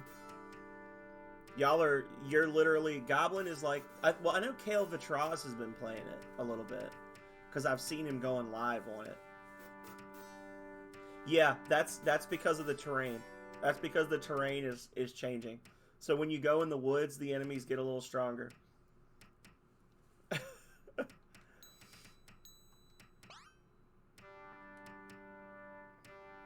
And then doesn't say, are you going to say anything? You'd be like, I won't lie. And then you just refuse to speak.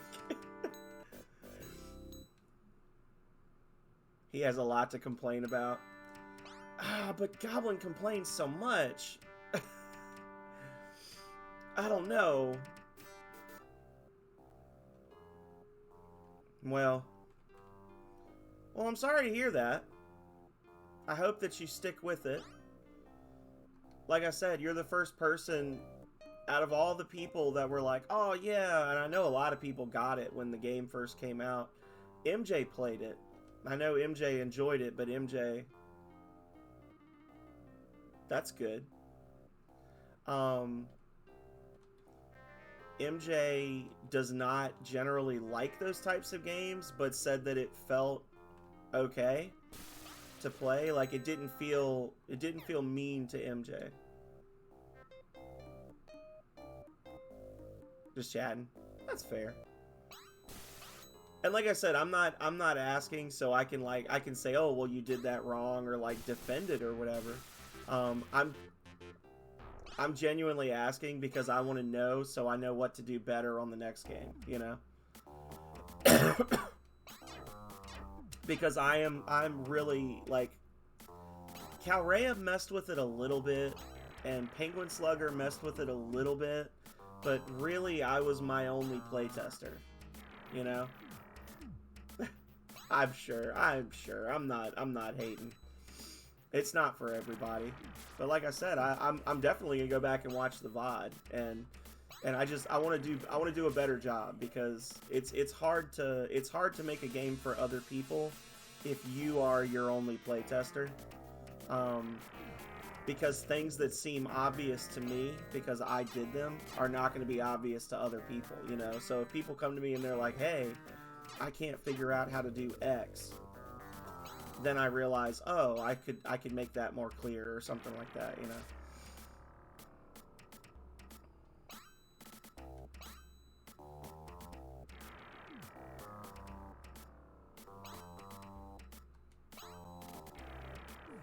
Everything's just getting hit by one bullet because there's 2 enemies on the field.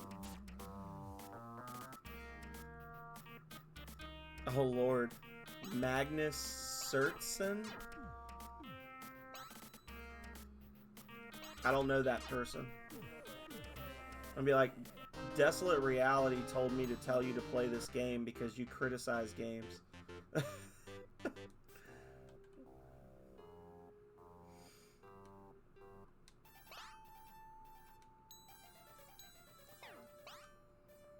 I'm surprised they don't play they don't charge you 4 times as much for heals here. Treasure. There's that sweet nectar I've been looking for. Boatstone, nice.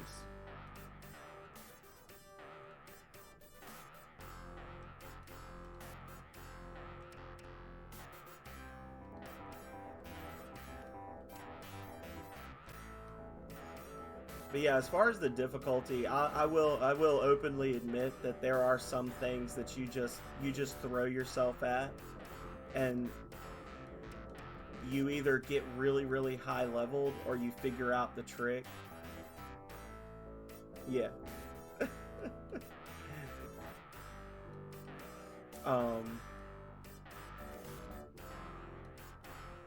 And a lot of that is because of the games that I play. Like, I mean, Rings of Power, if you start a new game and just stand still long enough, a bear will kill you.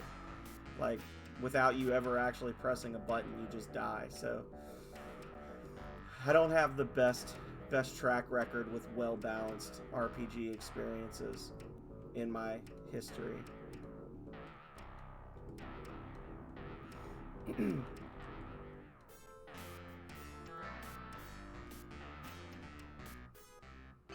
Let's do it again.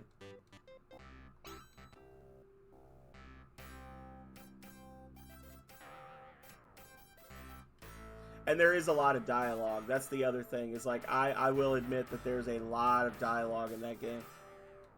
Half the RPGs I've played is Rings of Power. By hours, maybe. Although, I don't know. Like, look at it this way, Desolate. I spent, what was it, 120 hours last year doing one run of Persona 5 Royal.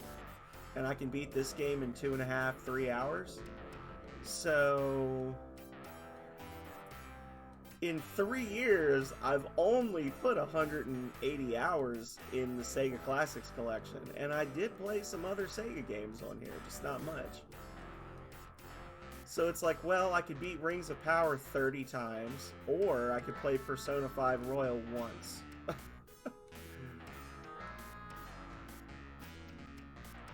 But you know what? I got every achievement in that game.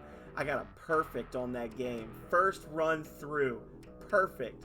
100% achievements done, and I uninstalled that shit. I'm not playing it again because it is too long. Well, not this year. This is the first time I've streamed this year. Now, I think if you look on my YouTube, I've done like 38 Rings of Power streams since I started streaming, something like that, 38 or 40, which is still a lot. Yeah.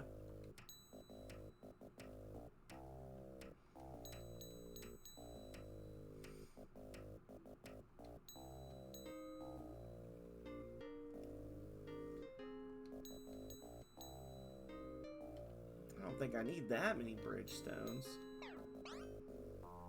Alright, so what can we do now? We're almost at the 2-hour mark and we've got nothing accomplished. Let's see. Oh, wait.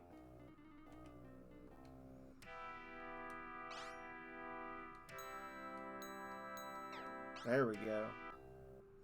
And we can go sell another Fanene.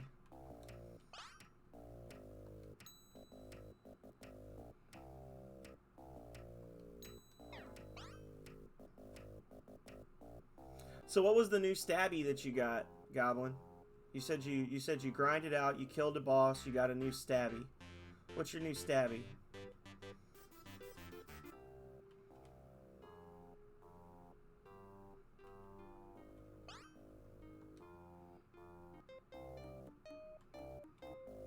Inquiring minds want to know. You know, in theory, I could just walk over here to Magicnia. I'm gonna do it.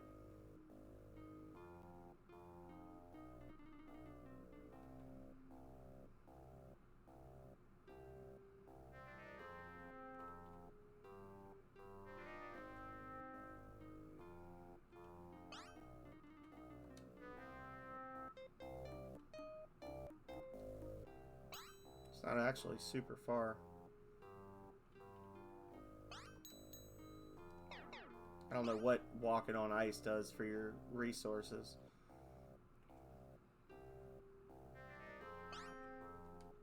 What are we doing?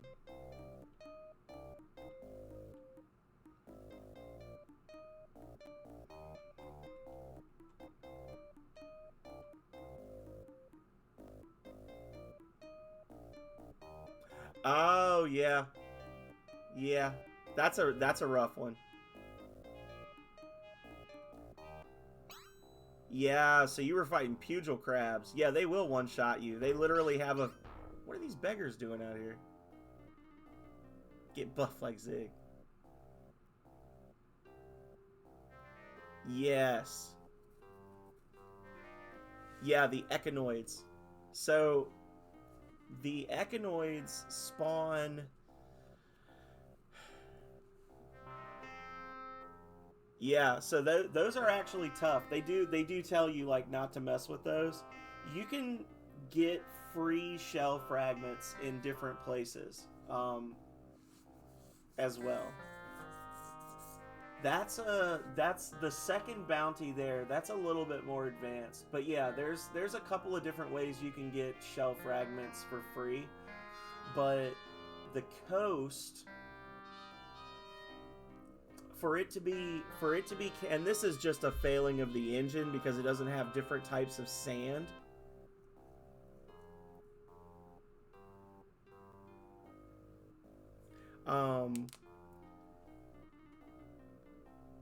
Being adjacent to water does not instantly make it a beach. The beaches, you have to be near, you have to be on the coast near shallow water, which is not super clear, and I know that. So like when you're looking at the map, there's like a lot of dark water along the edges of the continent, and then in some places you'll see where like there's lighter water, generally around where like rivers feed into the ocean, and those are the places you want to go. This is at the starting area. Yeah. Oh, so you're like you're up north. You went north from the starting town. Mini boss is beating you much. Yeah.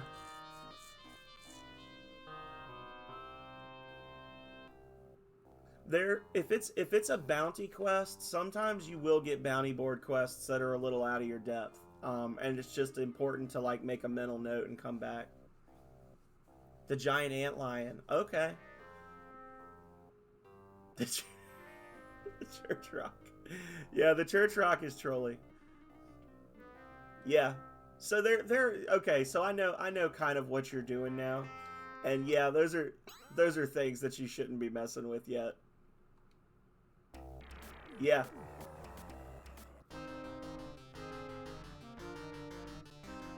So you killed the church rock? Is that the thing you killed for the stabby? I was wondering, I was like, what did he kill to get a sword? If you've already killed the chalky deosol, if you've already killed the chalky deosol goblin, then you are ground up as F. You are so high level. Like, holy cow.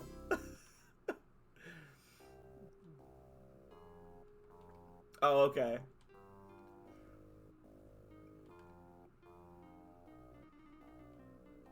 I was gonna say. Oh, okay. So, okay, for the, that was like the last, you know, that quest, I kept planning to add that quest into the game and then not doing it because it was going to be really complicated with all the different ways you could tackle it. Did it work okay? Because I tested it several times, but okay, make worst girl Bridget decent. Yeah. She's like, she's like Nina, right? Okay, I'll be here. She's the worst girl. She's like Nina.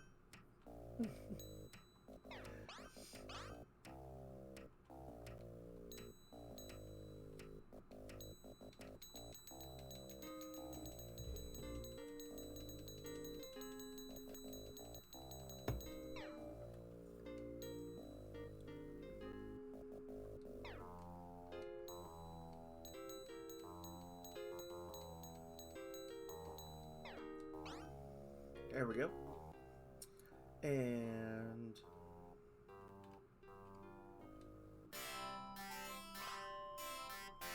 Mesmer. I wonder if Insane makes them turn on their enemies or on their allies or something. Puree. Nice.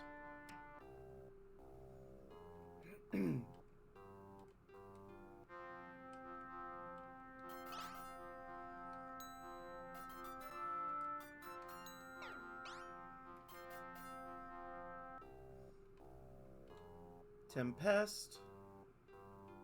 Oh, that's Wound and Solace. Okay.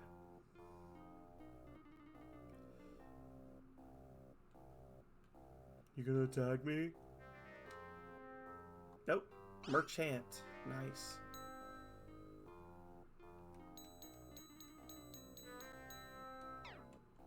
What you got?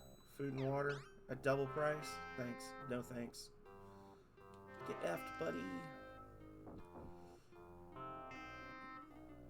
Okay. So we've got a ton of mana now. We picked up some more good spells. We're going to go to Magic Be Us, and we're going to grab 2 Master Spells, which should leave us enough money to get back where we need to be. Well, actually, we'll grab 2 Master Spells, and then we'll walk to... we can walk back to Commerce. Sell some more stuff. Yeah. Yeah. Yeah.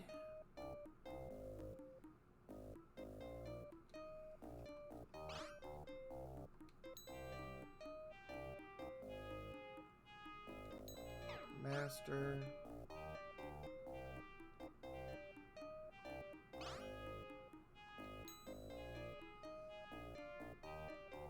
Twister.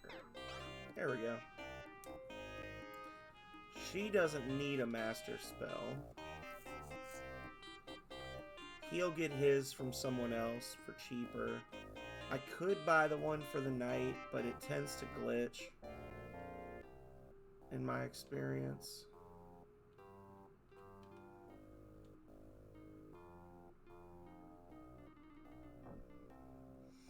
Okay.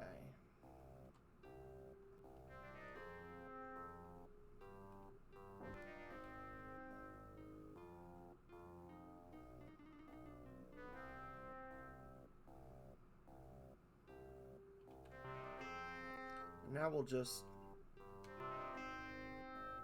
go west. Go west, young sorcerer.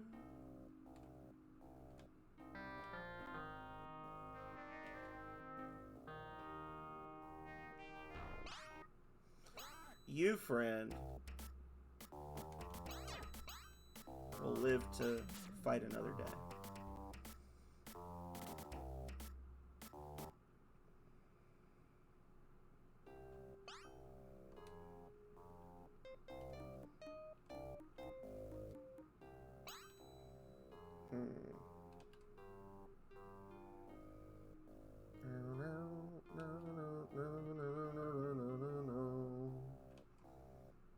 Don't let you walk in a straight line for very long, do they? Jerks.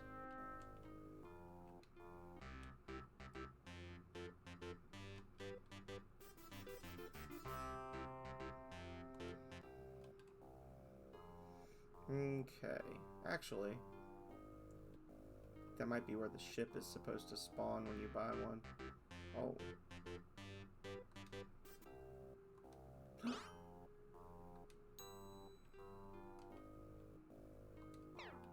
you got? Nectar.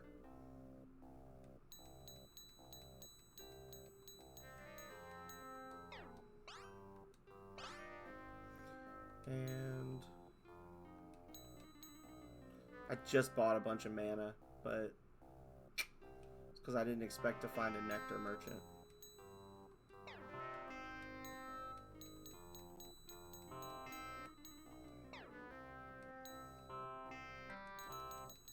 Hey, Kale, what's up, buddy? How you doing? Welcome in.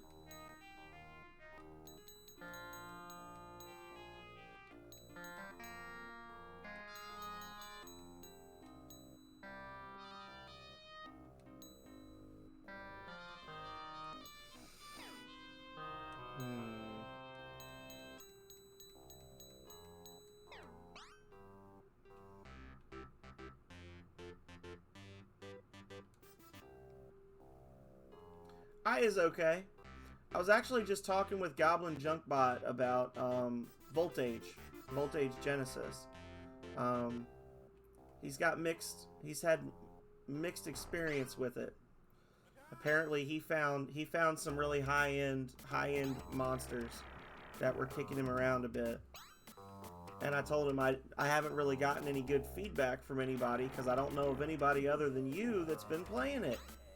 And then you appeared. So how's Voltage been treating you? Or is it terrible?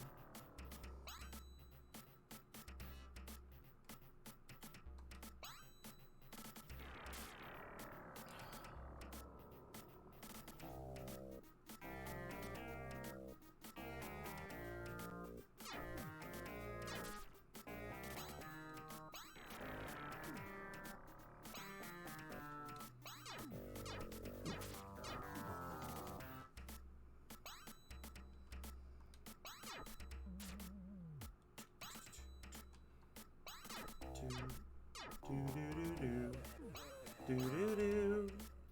Do do do. Do do do do. Do do do do. Give him the claw.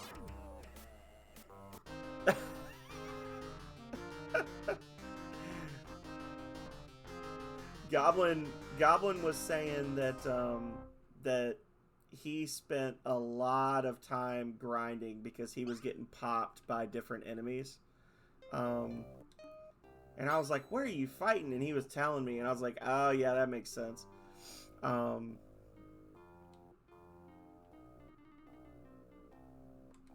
Yeah, you can do a lot before you take Gregory to the church. And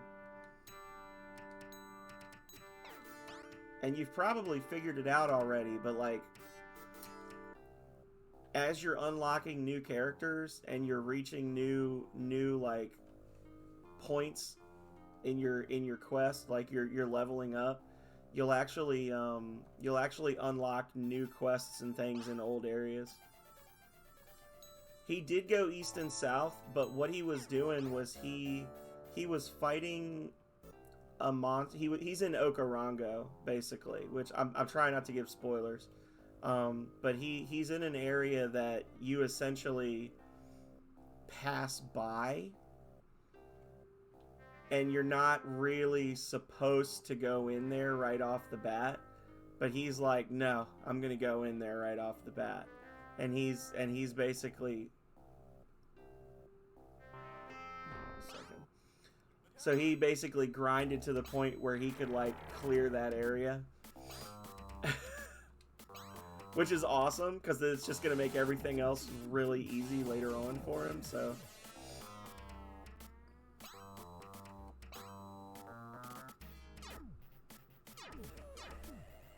Well, if you're level 42 and you're still playing it, then I have to imagine that you're getting some kind of enjoyment out of it.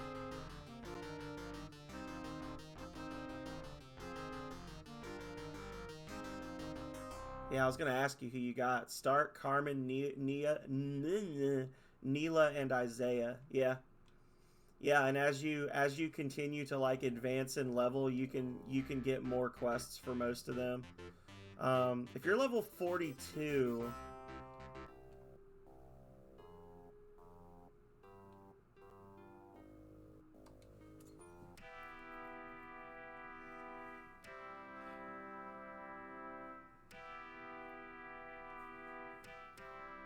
I can think of 2 more party members right off the bat that I know you can get.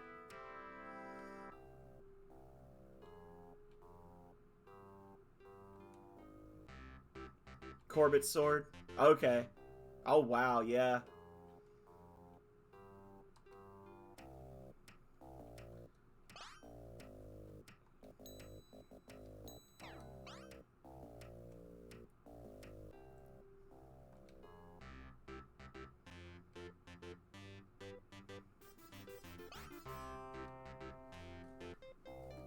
Corbett's a good character in certain situations. I mean, most of the characters are good in certain situations, right? That's why I give you so many. But I like Corbett. Corbett's fun. So you had the bit where Corbett's basically, he's like sulking in the basement or whatever. Yeah.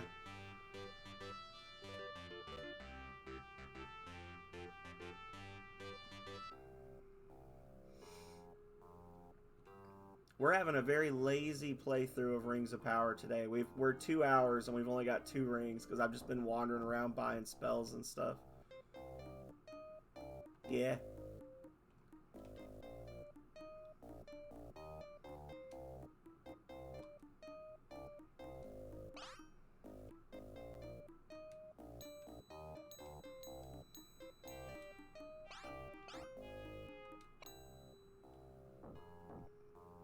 Yeah, I can think of... I wasn't even thinking about Corbett. I can think of 2 other characters that you can get before you go to the church.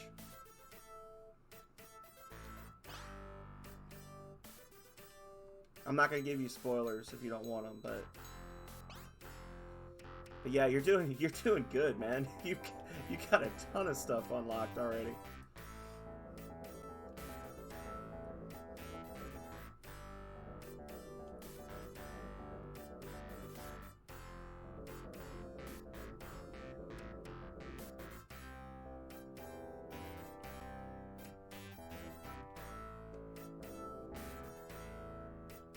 Alright, here we go, y'all.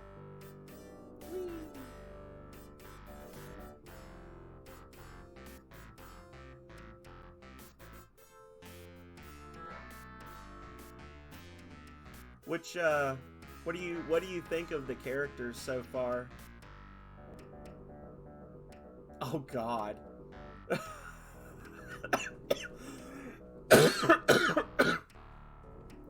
Okay.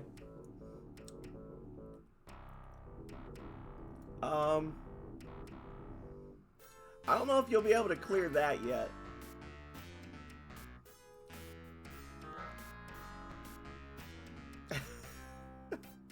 But if you can, that's amazing.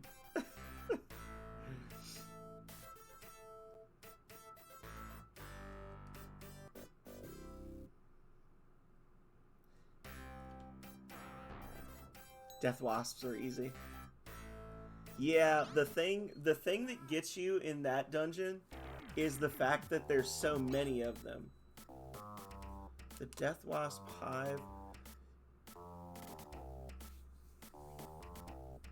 Yeah, the ghosts, generally the ghosts don't go over level 50. There's a couple that are level 70 or 75, but for the most part they don't get up too high because they're the spirits of other people that died. So like if you're fighting a level 99 ghost, then that suggests that they were level 99 when they died. Which is horrifying if you're there as a level 99 character. But yeah, the hive is meant to be one of the final, like it's meant to be like an optional dungeon sort of.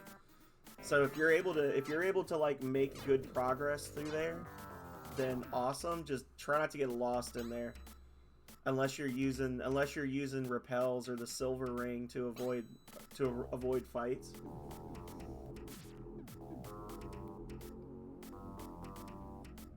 Because it's kind of like an attrition thing. That dungeon wasn't meant to be difficult in the traditional sense. It was meant to more be through attrition because you're fighting packs of level 90 enemies. Carmen, Greg, and Alan. Oh, so you do have Alan. Okay. I didn't see where you said you had Alan.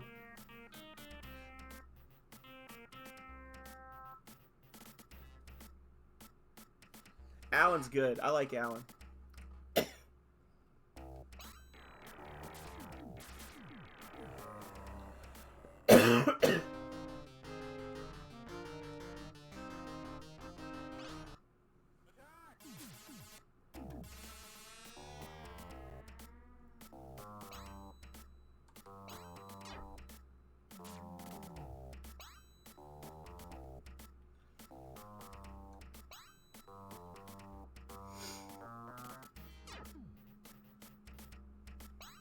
Yeah, so I think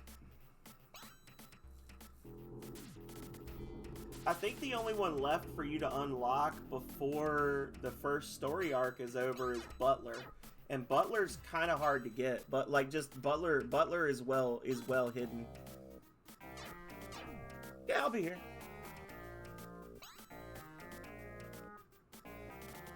I'll be here for you.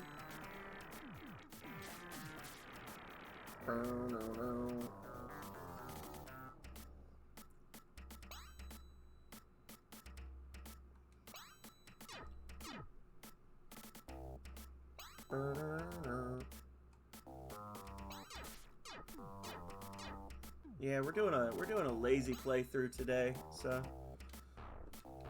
no rush.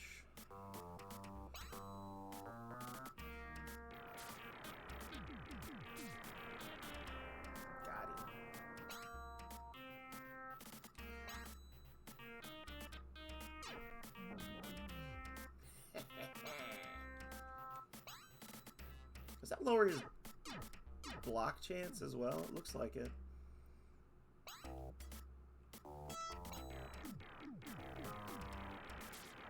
Guess so.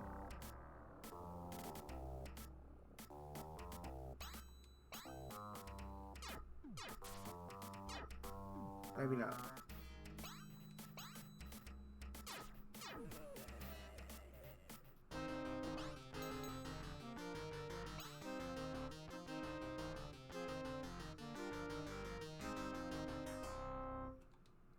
Ha! Hello, Buck. Fancy meeting you here.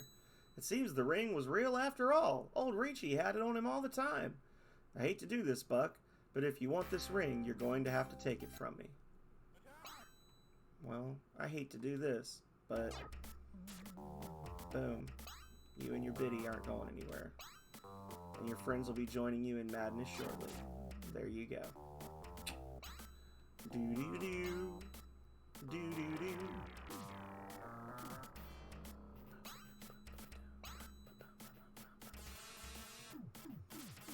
Well.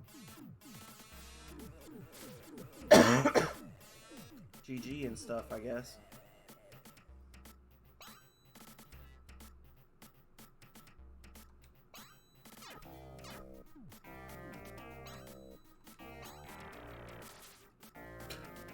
Okay.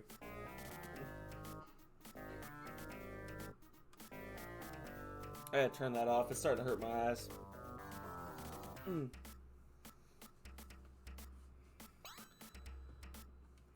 Give him the shocker. Pow. God.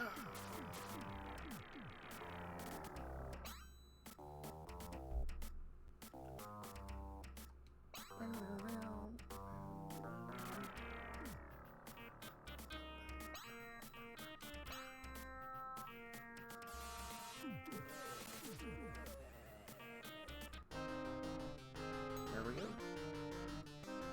And that's the Ring of Advancing.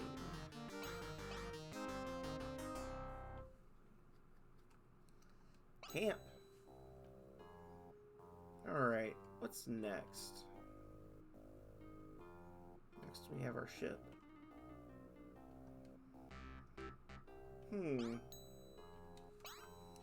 Oh, we've got 5. For some reason I was thinking we only had 3 rings. That's right. We're doing better than I thought.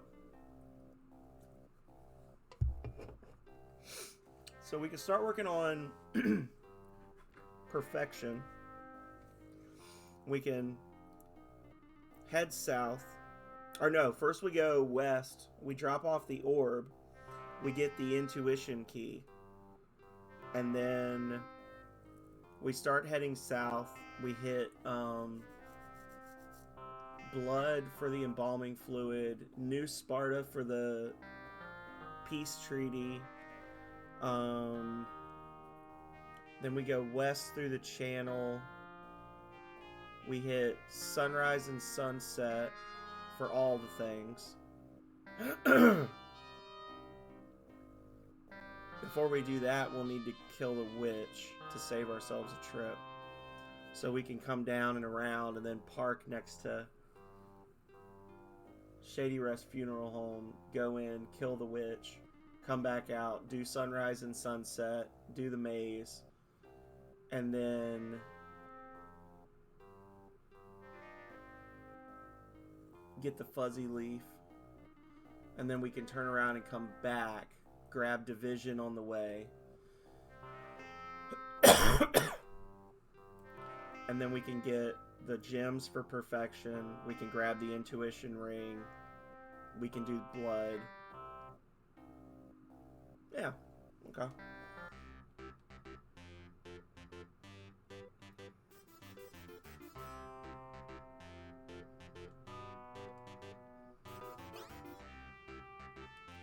A little too far south, I think, yeah. Actually, I might go to Cathedral first. Start at the end and work my way back, because then I could get and grab the Frenzy spell. No, that won't work, because I need the dove. Yeah. I was thinking I could get the fire spell, too. Oh, that's right.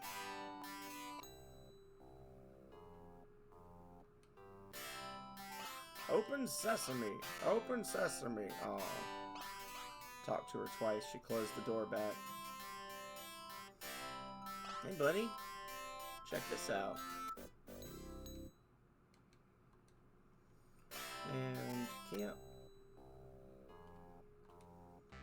Well, we'll go over here. We'll grab some balm. We'll grab the fire spell for Feather. Grab Frenzy for Oblique.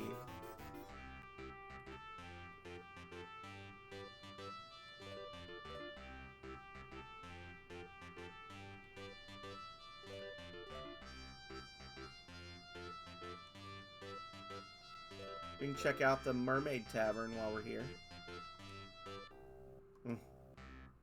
Tavern full of people underwater.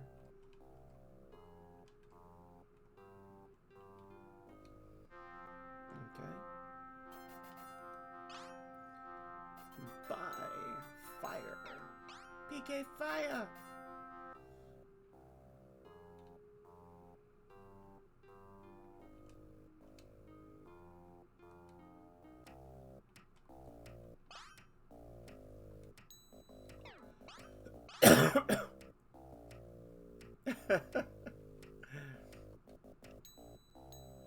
I gotcha. Welcome back.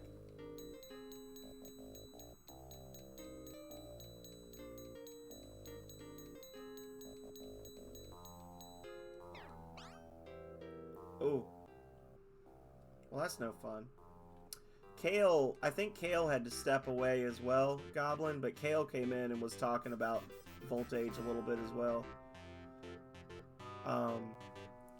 And Kale, I don't know that Kale's necessarily in the same boat as you, but Kale was telling me that he's level 42 and hasn't taken Gregory to where he needs to go yet.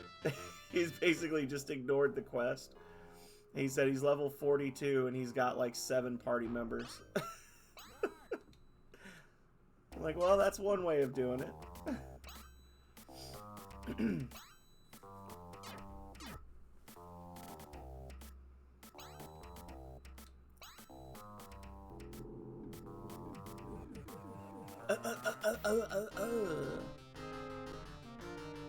Oh.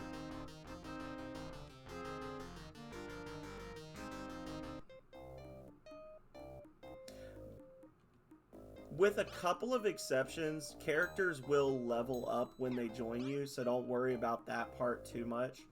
The game does checks when new party members join your party, and it'll give them, basically it looks at what level Nolan is, because Nolan's locked in your party. And then for every so many levels that Nolan has, it gives them like a 5 level boost so that they keep up with him. There's only 2 that don't do that. So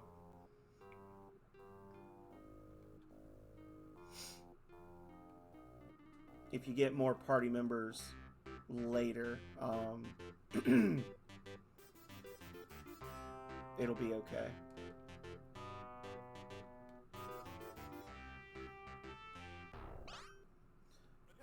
Pirates.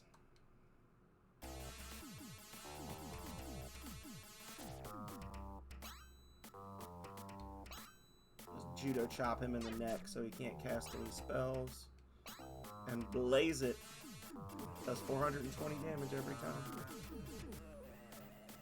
I'm kidding.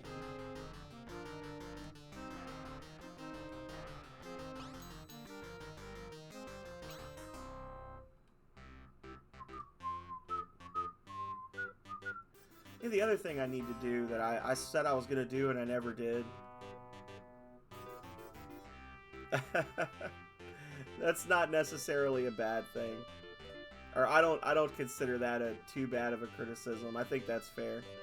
It's definitely a game that, like, once you know where stuff is, you can go through and you can try like different builds for characters and things, but it is a lot of like pay attention and listen the first time through. But yeah, essentially with the level, without giving you any type of specific hints, what I'll say, Goblin, is that that's not a bad thing. Yeah, originally that was where you get the robots. So the 2 characters in the basement with Gary, those were going to be the 2 robot characters.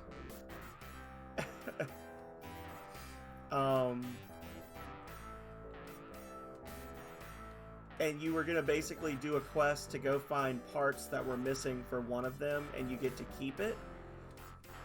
And at the time, I was telling Calrea, I was like, you know, because they're robots, I have entirely separate sets of healing items for them. Like, there's separate, which you'll still see, like, you'll notice Carmen has a lot of spells when you get her. Carmen has spells that cause status effects on machines.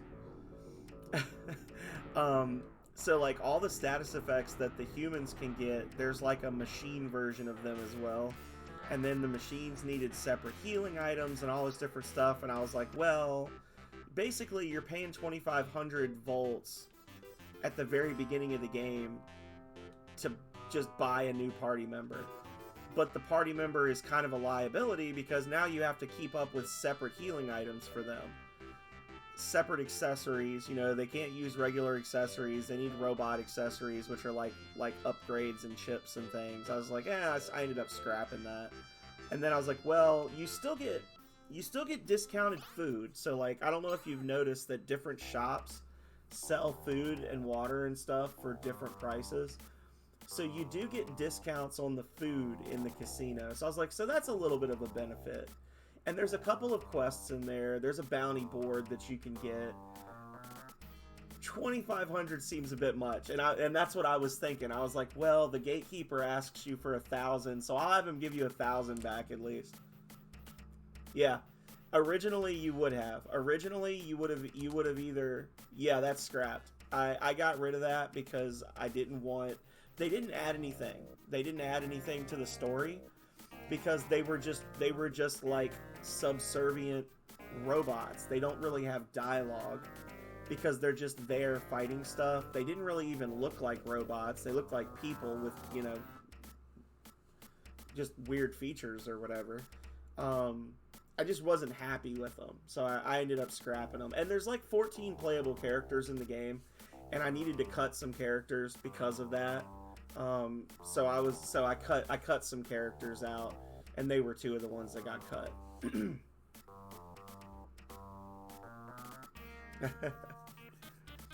Yeah. So the male one, the one in the big armor with the long blue hair, that was Willard, and Willard was a heavy knight, which is why you still find a lot of heavy stuff. Like you find like heavy armor for sale in some places and stuff like that you can't use yet. It's because Willard and then a couple of other characters that you get later are the only ones that can use it. So early on, you don't really get anybody that can use that gear because Willard's not in the party anymore. And then the other one was Kay. And Kay was like a mage. Kay was another attack mage that had like machine and ice element spells instead of the like dark and wind element and healing that Gregory's got. So you had a second mage that you could add to your party. But like I said, they didn't really add anything in terms of like the storyline. It was just basically you do a quest and you get a walking weapon. There will be robots in the sequel though. A big part of the sequel, Voltage, it deals with robot characters. So,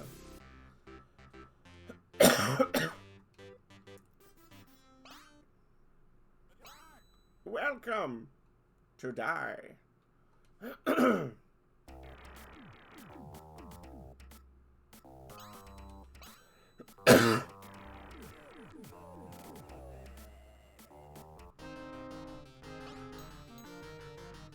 But what I was gonna say was, as you are advancing in level, as Nolan is gaining levels, new quests will pop up in old areas, and then as you complete stuff in the main storyline, new stuff will pop up in old areas.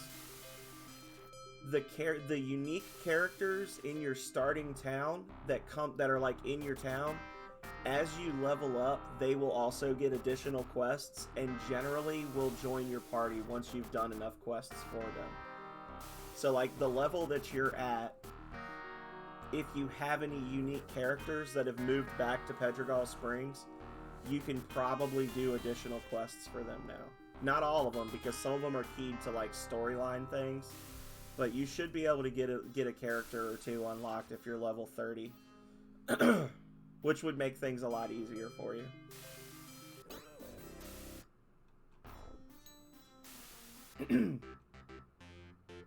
And that's one of those things that the game tells you. I don't think I'm giving spoilers, because I know you said that like sometimes you get too much dialogue and you just sort of don't retain it all. And that's something that the game tells you pretty early on, is like as you advance in level, come back and talk to people, and they may have new quests for you and things like that. So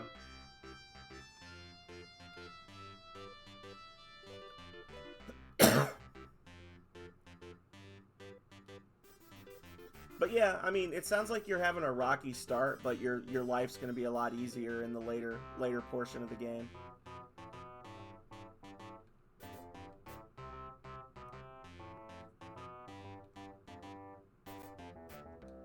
But I was going to ask you, I was going to say, when you said that you did the casino thing, I had been planning to put that casino quest in the game since like version 2.0, and every time I put it in the dev notes and I started working on it, and I was like, this is too much, I can't fool with this right now. It's so many interlocking possible paths, I just don't want to fuck with it. So then I would just scrap it, and I kept scrapping it and scrapping it and scrapping it, and it ended up being the last quest I put in the game. It's not Dragon Quest 3 at least.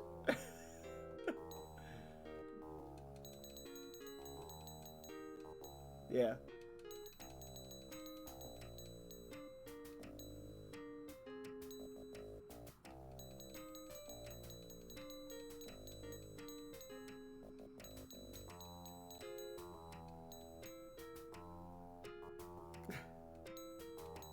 I had a feeling you did. That's why I said that. I was teasing.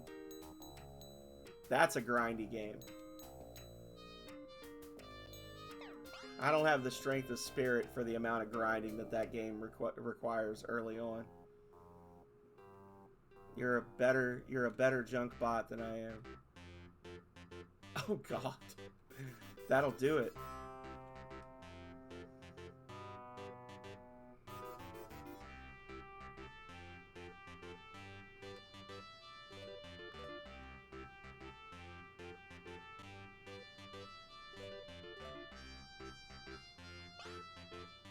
That'll do it. So we got the hairlock. So now we're going to go to Blood. We're going to pay another visit to old Salami's grave. We're going to get the embalming fluid, and we're going to buy the Reaper and Raise spells for Mortimer. Are you playing it right now? They are absolutely stronger foes.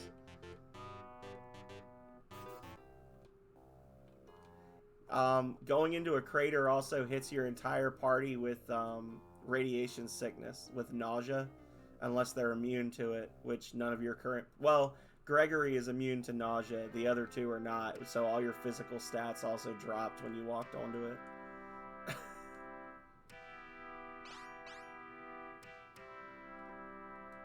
Yeah, they're 40 levels higher than the surrounding squares. There's a whole system for the leveling where you look at like what's the base level of the area, and then dead forests add 10, living forests add 20, lake beds add 5, craters add 40. So you're probably, the other place you're probably fighting really strong enemies is in the living forest around New Panavento, which admittedly is weird and sadistic, but is also an opportunity for people to do some quick leveling, like level grinding right next to a town.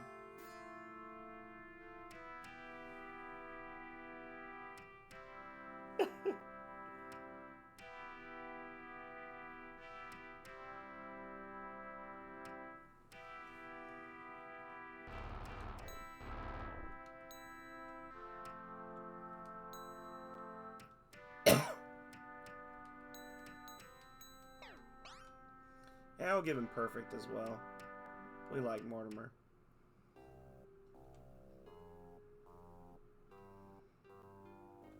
Yeah.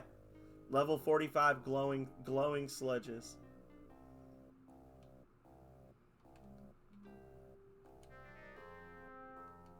Yeah, anything that has the glowing descriptor has a chance to hit you with nausea when they damage you as well.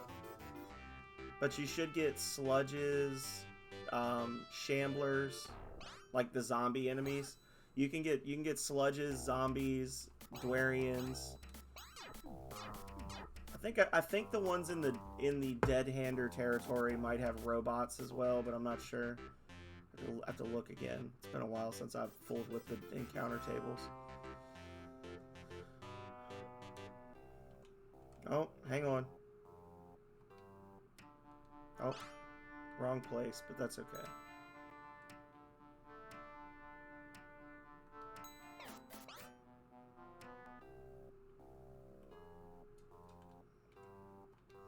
Alright, y'all, time to crash the game for luck. There was nothing we could do. We'll have to try again with a saved game.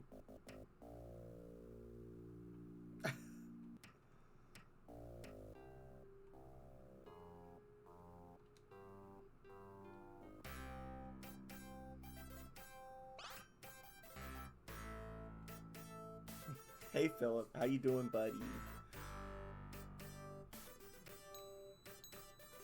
So, those pathetic fools want mercy.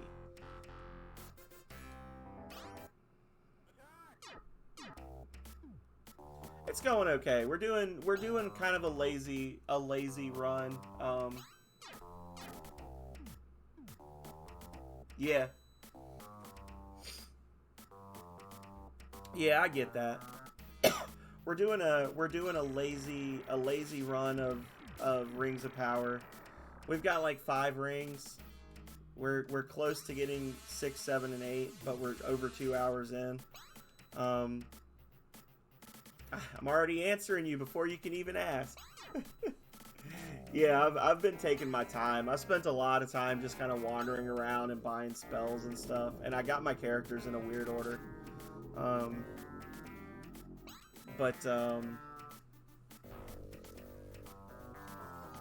We're, you know, things snowball at the end. But we've been talking about Voltage Genesis. Goblin Junkbot and Kale have both been playing it.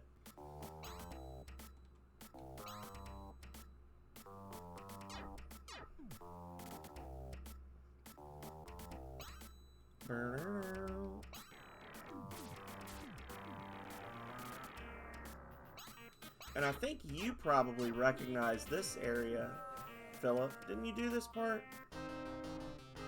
Have you done the arena? I feel like you have.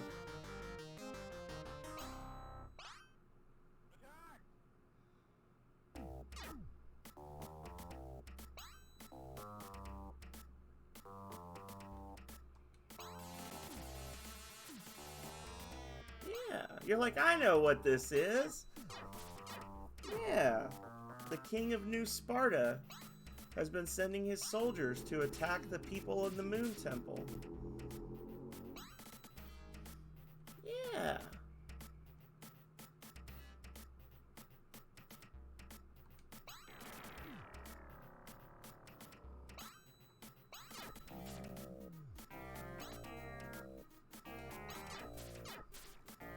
Slash, you useless thought.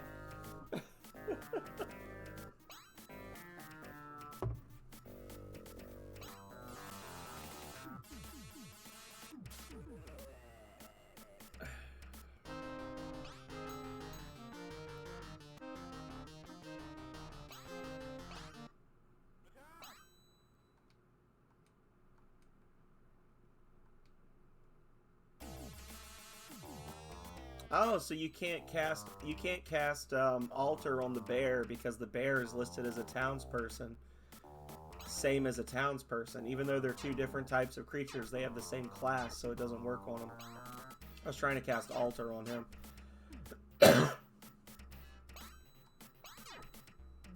Burn.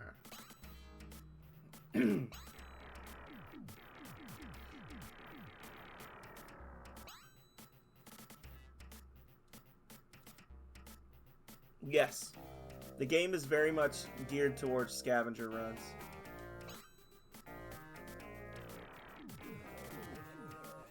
The human enemies will drop gear based on their level. So like level 10 dead handers will drop level 10 daggers. Level 40 dead handers will drop higher level daggers. So human enemies can actually be stolen from once you either get an item that gives you the ability to steal, or you get a character that can steal. You can actually steal gear and sell it for a shitload of money from the humans. Yeah. Well, and again, because you're in Okarongo, right?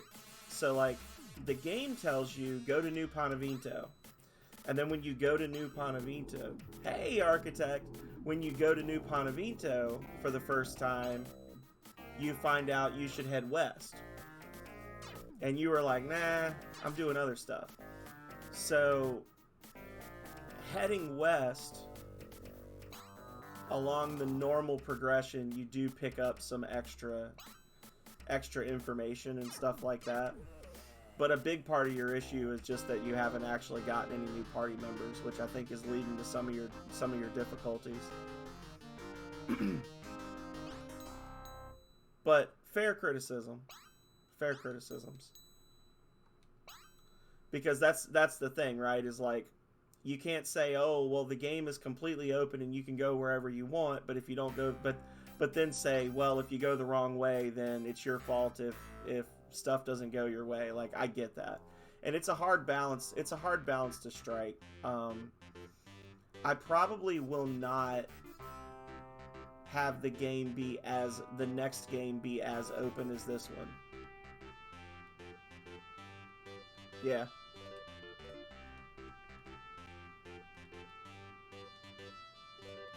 Well, and you know, if you stay on the roads, nothing will attack you unless you're in that southern area where they tell you like, oh, the Steel Legion is on the roads or whatever, that they control the roads. If you're just using the east-west roads, nothing will attack you.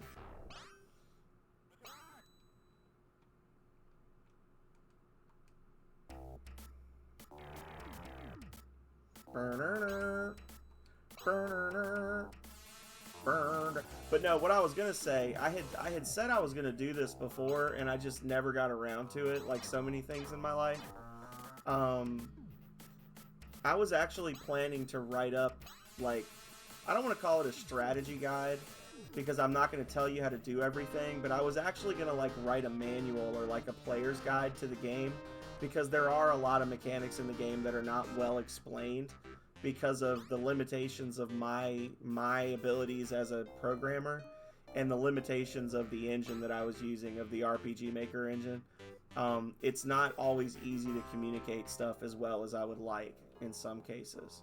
So that's something that I might need to do, is just sit down and actually type it out and explain how this stuff works, you know?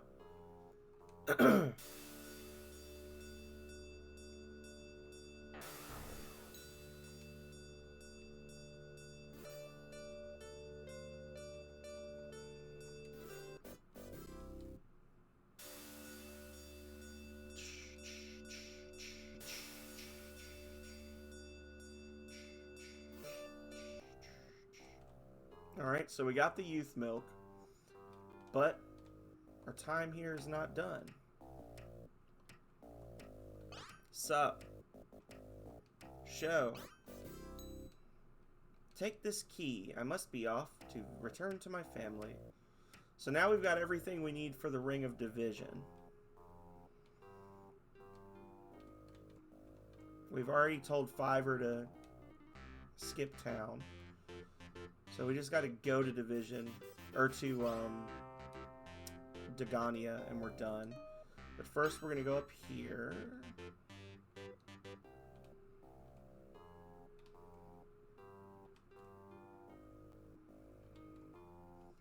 ready for the most amazing part of the game.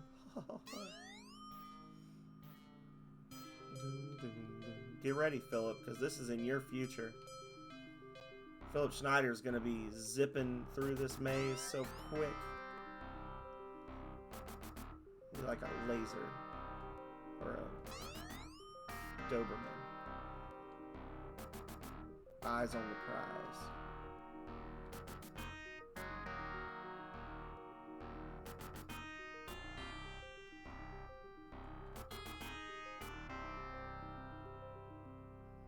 Yeah.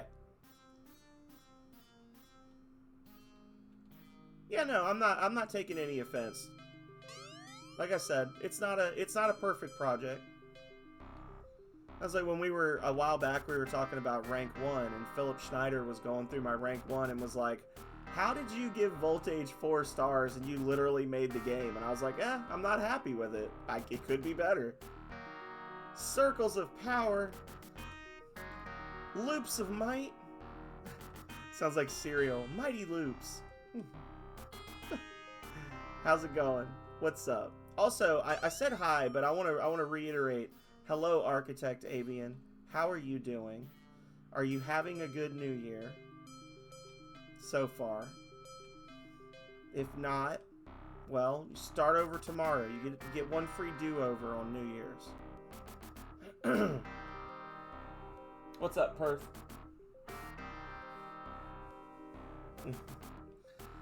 The mod father has arrived.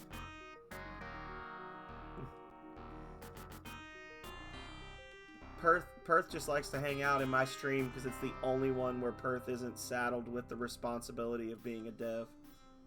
It's like, oh, thank God, I can finally just close my eyes for a moment. Genshin, okay. Any good new waifus or husbandos in Genshin Impact?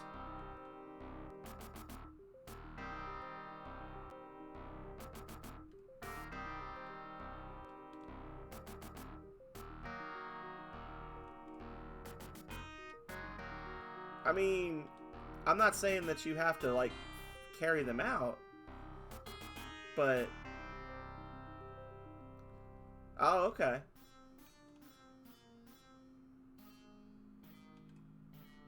Well, there you go. Then maybe not. Maybe you're as free as a bird in every stream, Perth. And that's okay, too. Hu Tao, pretty top tier. I don't know who that is. I played the game when it first came out. Who is Hu Tao?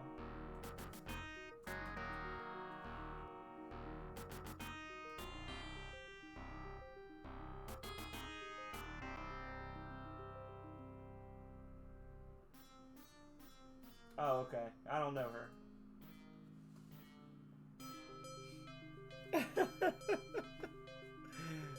How you doing, Megami? Did you have a good break, good rest? I had who did I have that I really liked? I can't remember her name. I liked the girl with the spear, obviously. The one that had the red panda pet, and she would feed him chili peppers, and he would breathe fire everywhere. The cooking girl.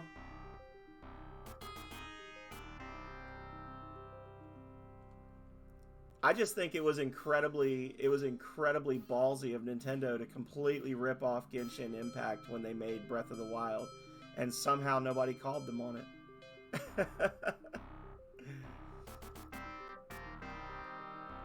I'm kidding. Is Fischl an archer? I think I know who you're talking about.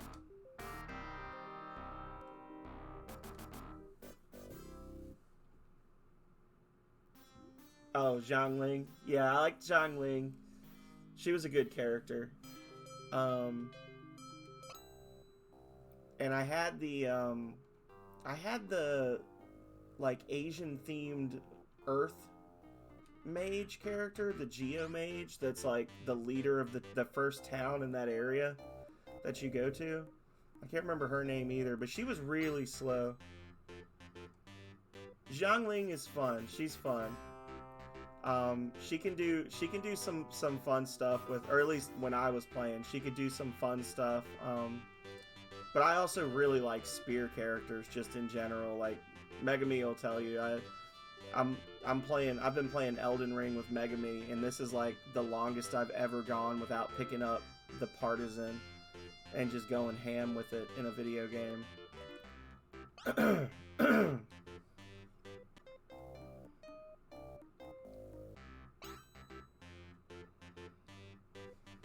So, she was kind of like set up for me to like her.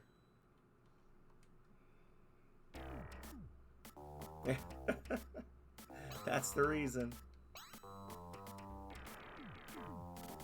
Noelle. Was she the one that was supposed to be like an idol? She was like the singer or whatever.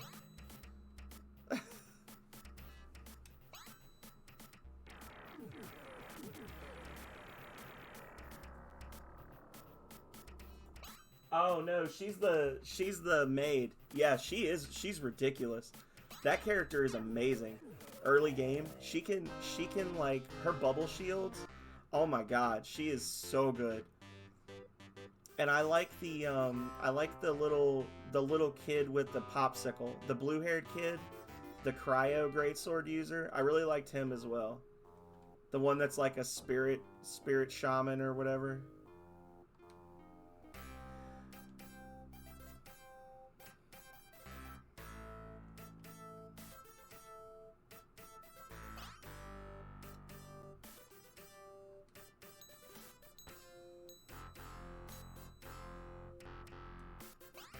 Waifu impact. Boom.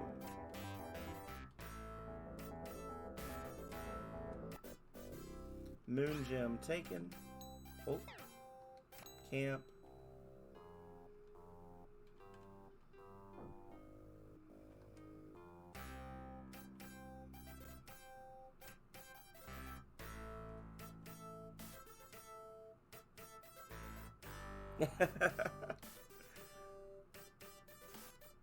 Peak husbando.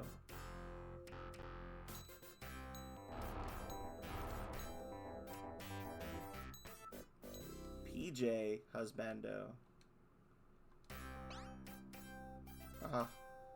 Architect's fingers are getting so sweaty just thinking about him that the buttons are sliding and slipping and getting the wrong letters.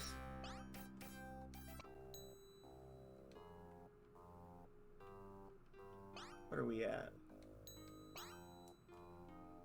4,600. So since we came here last time, I've only earned 1,300 experience. I've picked up 4 additional rings of power, and I've only earned 1,300 XP. Ridiculous. Oh, stuff.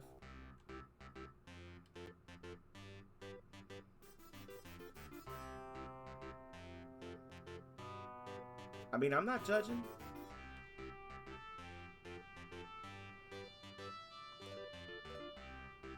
Oh, well, that's the worst place to park.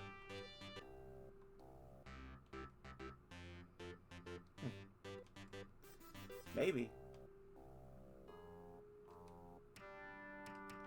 Perhaps.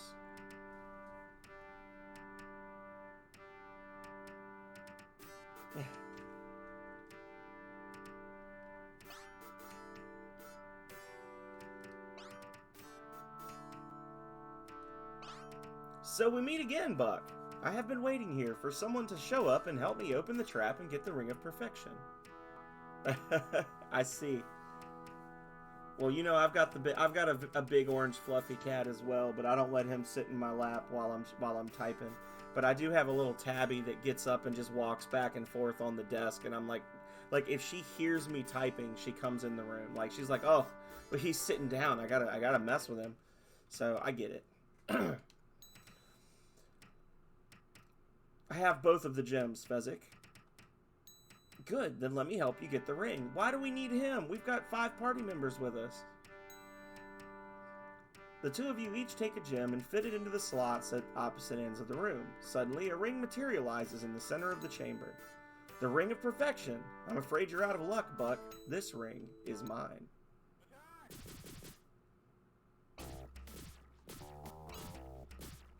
Now we're going to do some sketchy stuff here. So we're going to run. It's a good thing we are. So this fight can be a little spooky because the Sorcerer and the Necromancer in this party are both max level. The others are all like level 5, I think. 5 or 6. But they are both capable of casting their master level spell. And if they both do so, you will die. End of story, no matter what level you are. But this is good because by running, the ring will still be on the floor in here. And like, so that's 3,000 experience we just earned right there because we were at 4,600 before.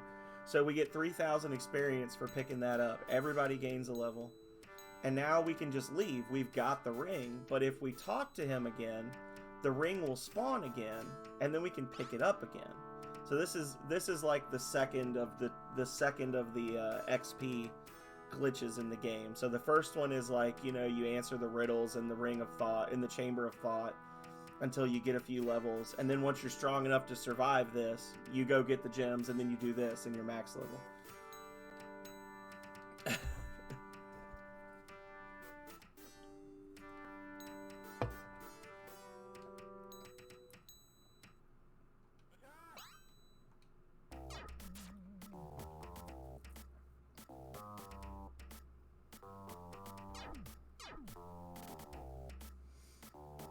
And they both cast really low-level spells for some reason. I don't know. Velocita. And we come back in.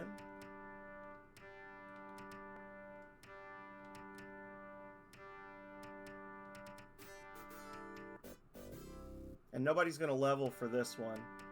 But now we'll do a nectar. We'll pop a nectar and we'll fight him for real. And then the final ring will kick us up to level 9 for the last few rings, the really nasty stuff. This will be the one he comes out swinging on, watch. Nope. He wasted his... Oh, well, never mind. He's casting Reaper, so...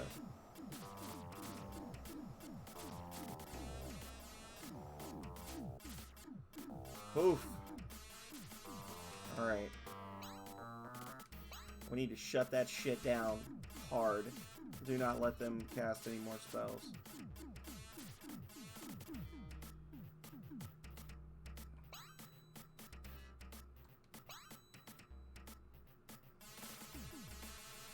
Wow. 6 damage. That's a lot of damage. Now, I could drop a death spell and kill 3 of them, but I'm going to do Insane and try to stun as many of them as I can. Not as many as I would have liked. Get the Necromancer. Damn it! That's okay. He doesn't have enough to do it again. Welcome back, Kale. We've been talking about Genshin Impact and Voltage and how to cheat XP and all sorts of fun stuff. Kawaii Tanuki riding a unicycle. Okay. Would you like me to upcycle that to a better prompt, or do you want it to literally be that? Like, do you want me to upcycle that to be a more verbose thing? I can just do that.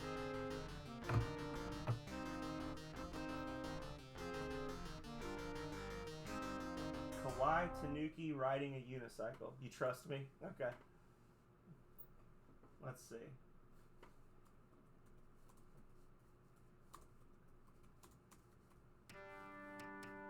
Do you have an art style you would prefer? Or do you want to just trust me on that one as well?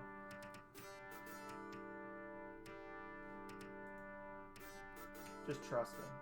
I don't want to list off all the art styles. Alright. Here we go.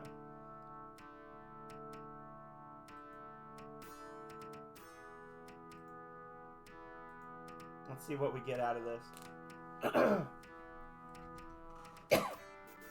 Once it's done, my phone will buzz, and I'll drop it in the Discord for you, Megami.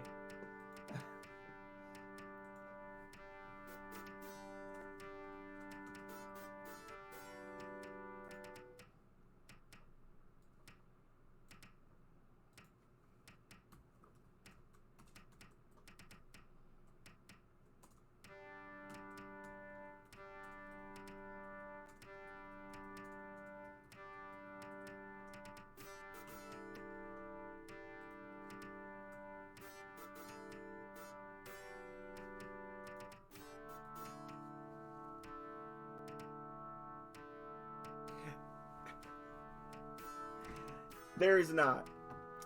I tried,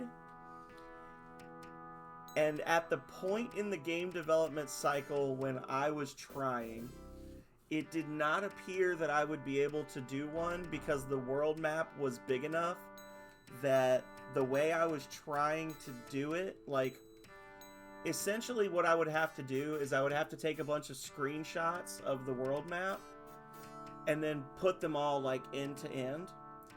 But I couldn't find a plugin that would let you scroll a picture. So, like, basically I would need to show you a JPEG, right?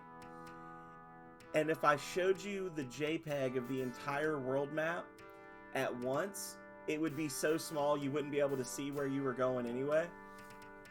I was saying before you came in, Kale, that I had started working on like a player's guide that was going to talk about the different mechanics in the game and the status effects and like list off the spells and what they do. And I was going to put a map in there as well. And that might be what I need to do, is just make like a full page map with like a legend. That's just a free thing. Like when you buy the game on Steam, it's like a free download that you can download with it. Which is what a lot of older games would do. You know, they'd have like the manual, right? Like Rings of Power's got the manual and the map. When I first got Baldur's Gate, the first Baldur's Gate came with an Acrobat, like Adobe Acrobat PDF that was like 100 pages long that explained the game. Like, I'm not going to give you a 100-page document, but I could give you something that would kind of explain that stuff and then provide a map. There may be a plugin that I just couldn't find. Yeah, status effects. I don't have enough. Like I said, you know, this was all me. Like, I wrote everything and I put everything kind of where it needed to be, but I kind of was limited myself only to assets that I could buy or get for free. Like, I paid a lot of money on different stuff. Like, I paid an artist to do concept art and the battlers.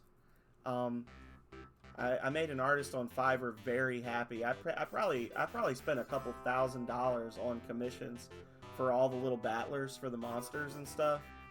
And that was something. There's like 52 unique battlers in the game.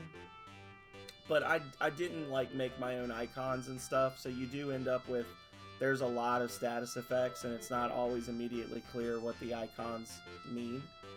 And the game will only show so many of them, right? It limits itself. It's not going to show you 8 different status effects at one time.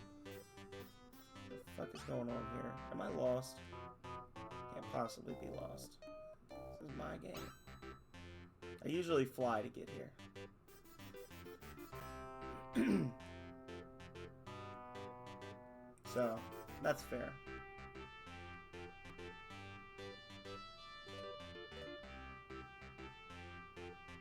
Yeah.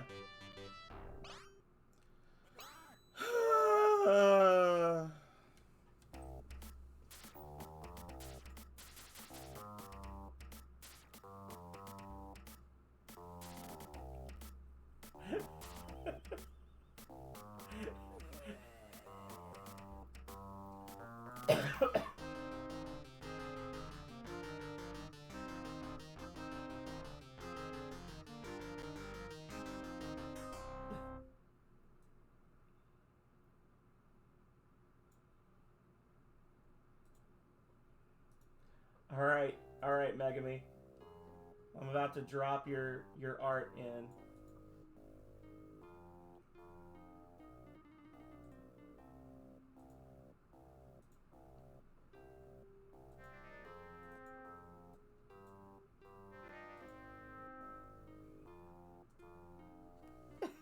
There you go, buddy.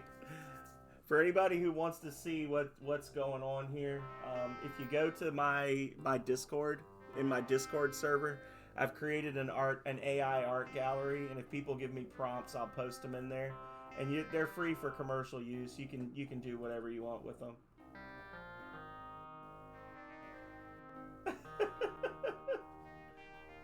I don't know. He's probably sad because he lost the wheel to his bike.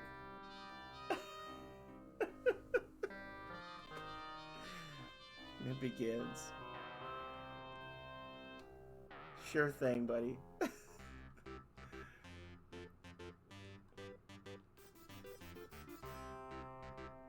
Liminal, welcome in. How are you? Nowhere else in the world have you felt the presence of such evil. The reek of void is heavy in the air. We're playing Rings of Power. It's an open-world RPG made by Naughty Dog Software back in 1991 for the Sega Genesis. It is incredible, but you know what?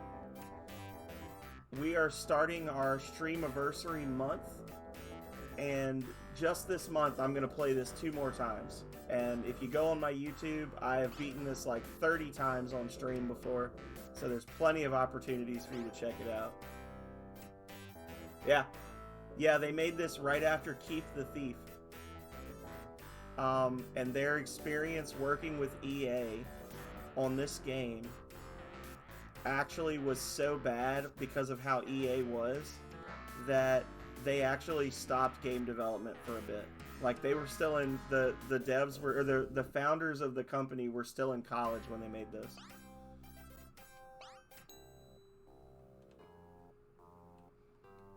But it's like an open world like adventure RPG where you're going around solving puzzles and like gathering notes and yeah. It's like an Ultima type thing.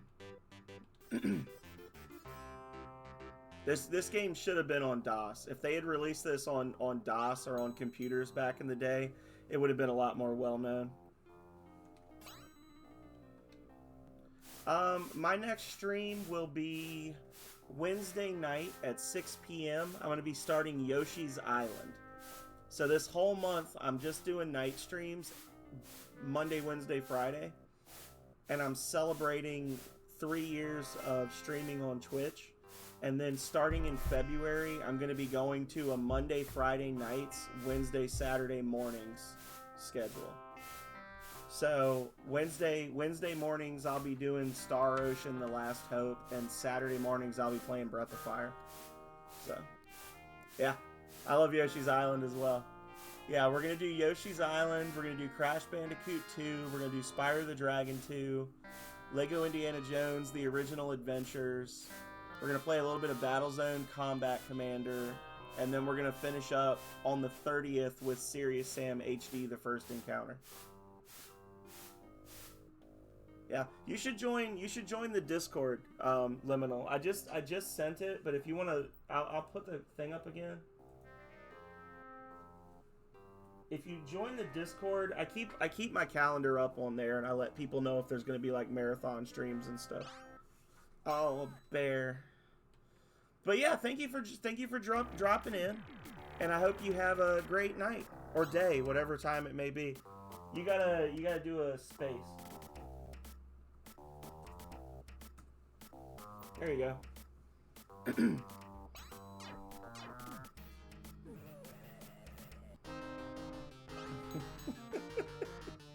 But great to see you again. I hope that you have a good night, and definitely come on back. Nice.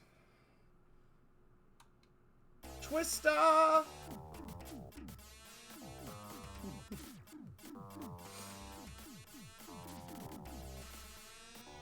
So are you pleased with your expenditure there, Megami? Was it worth the 1,000 points?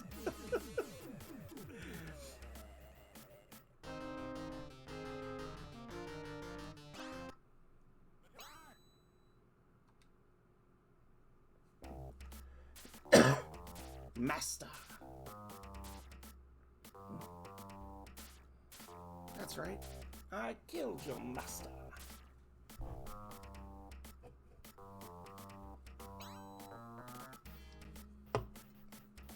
Thank you, Kale.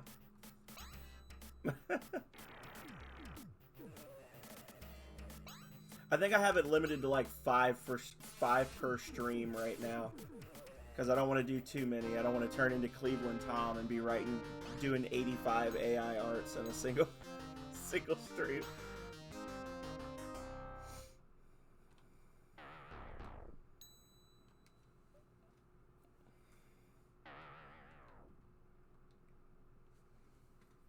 thought you liked that kind of thing. Reaper. I'm actually gonna need to go get a refill. I'm getting a little low.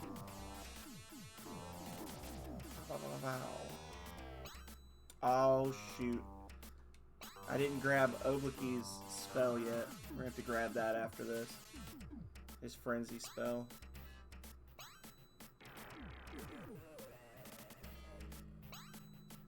I don't have COVID. I skipped family dinner last night. I don't think you were here for that, Kale. I left Calrea's family with all the food and the fun bright and early on New Year's Eve. Drove 2 hours to get home, fed the cats, and then I was supposed to go out to dinner with my mom and my stepdad and my sister. And like 15 minutes after I got home, I get a text saying my mom's got COVID, so dinner's canceled. And I was like, "Aw, well, I'm not going back." Like, I told Calrea, I didn't keep it a secret, and she's listening now, but I was like, "Are you going to be mad if I just refuse to drive back?" Because he was like, I drove there the night before. I drove 2 hours to get there the night before, was up until 2, slept for 4 hours, and then got up, had coffee, and came home. I was like, I'm not turning around and going back again. There's no way.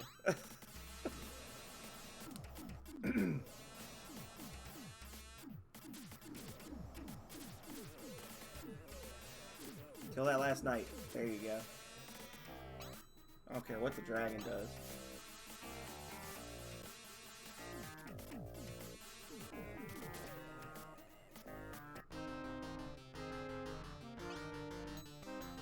You're lost somewhere in the Death Wasp hive. Oof, it's a bad place to be. Yeah, I was asking you, were you using the silver band, or were you just like, you know, raw dogging through the, like, pardon the phrasing, but like, were you just like going in there just fighting shit? Because that's a pretty long dungeon, and it sucks if you get lost in that. Like I said, that's meant to be like the closest thing to like an optional dungeon in the game, is that or Tierra's Pillar.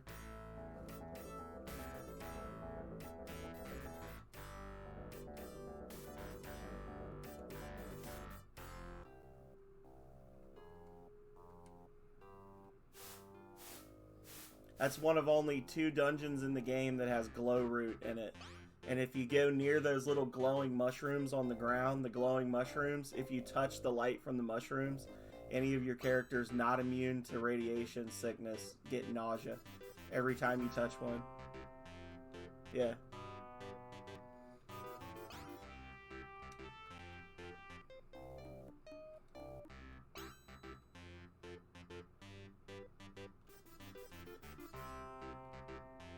So as long as we're talking about party members, I don't want to give Goblin spoilers for like how to get anybody.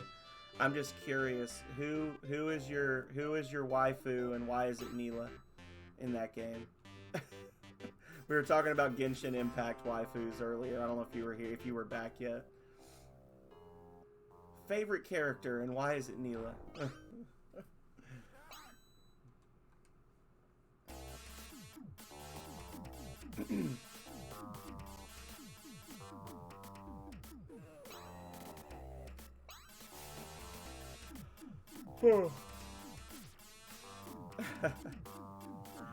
Favorite character so far, then. Like, I can't choose. They all look so good. They all look so yummy. That guy's just like, I guess I'm fine? No, you're dead. You get rocks. Holy shit, 90 damage. That's crazy. Spell does so much damage. Okay, so we need to go get the worm spell. So this is where we get... Carmen's kind of funny. Calrea hates Carmen. She says she's a homewrecker.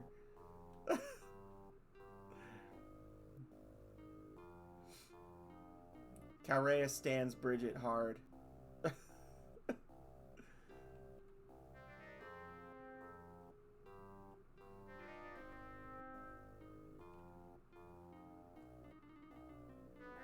I don't know. I like Alan, like, as the person who made the game, I like Alan, but I also acknowledge that Alan is a bit of a, he's a bit of a trope character, right? Like, he's a little bit of a trope character. There we go. That's the worm spell. And if we go any higher, we'll get in trouble, so there you go. Get the hell out of there.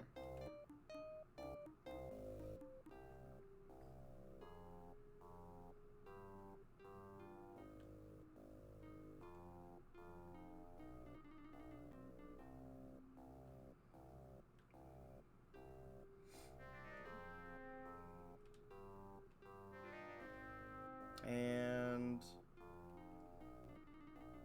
let's, before I know I'll forget otherwise, let's go over here. Woo! You did it.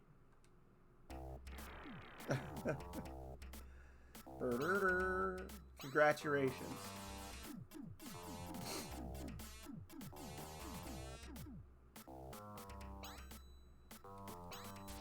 Well, you know, once you gain the ability to summon the disembodied head of an old man to just damage people with no actual effects going off, you always summon the disembodied head of an old man, right? That's normal gaming right there. Yeah, Chick sent you to do a really hard quest.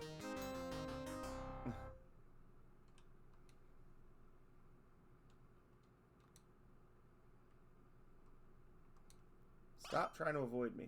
I'm hungry. A little white bird might be nice. Oh, I forgot to get the damn bird. Damn it. Damn it. Oh, I forgot to get the stupid dove from that stupid sorcerer.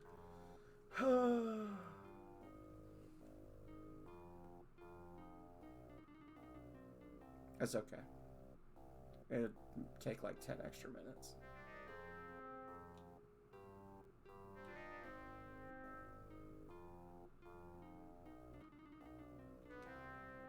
I knew I'd forget something. Energy drinks. Yeah. Fire water. Later on, you can get some accessories that that give you like passive regeneration to your AP, and that makes a big difference as well, because it visually works in combat, but it does work like every 5 or 6 steps. You do get your regen back when you're on the overworld or in a dungeon as well.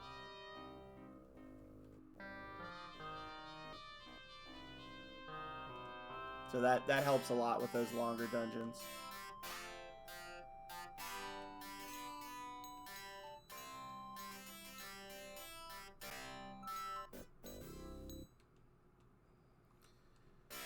All right.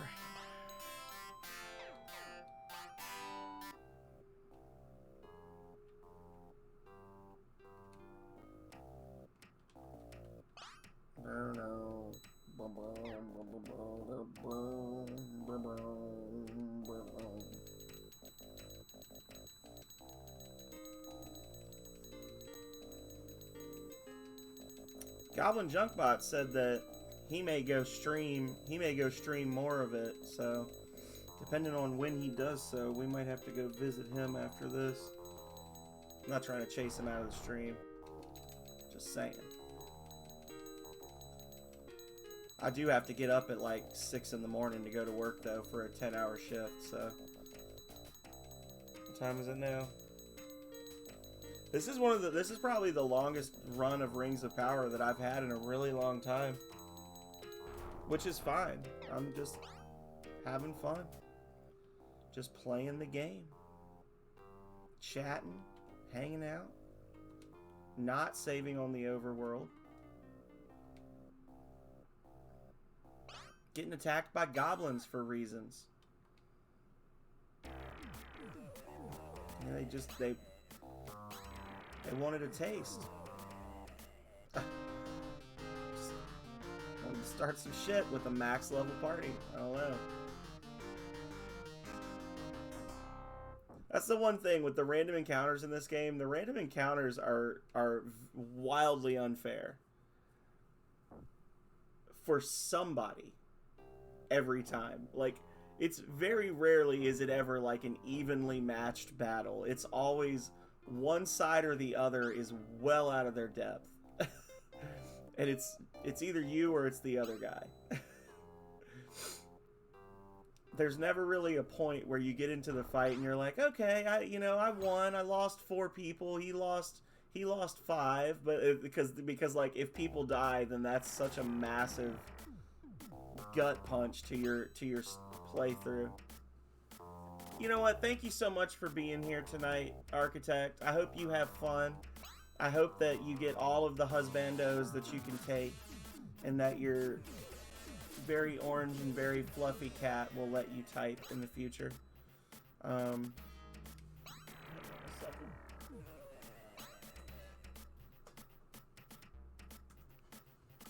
There you go.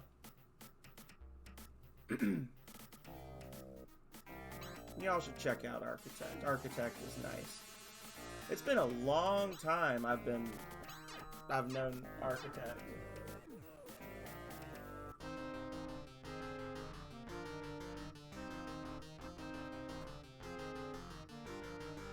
Yeah. 1 year and...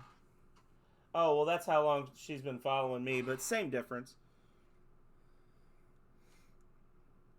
I feel like you might have gotten unfollowed and refollowed, because I swear I can remember being in my old apartment watching Architect stream, and we've had our house 3 years in March, so I don't know. Oh, well, thank God they stay dead at least. Ah, Dove. Delicious. Thank you. Here, take your pick from my treasure hoard. A nice shiny ring of power. Doesn't fit on my claw anyway. Dove lost. Go away before I get hungry again. Intuition taken. Alright.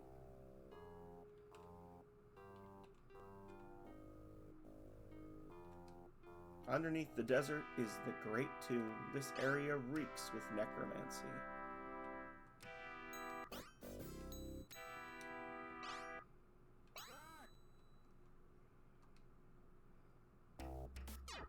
Get fucked.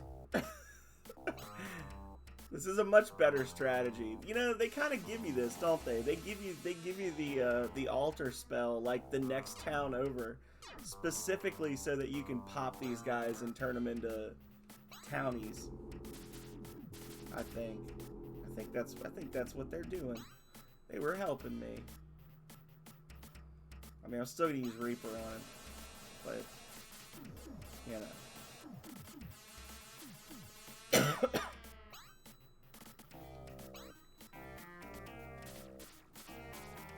So if I can get the higher level one, Modify or whatever, that affects multiple enemies, then that's a third party member that can just lock down characters from casting.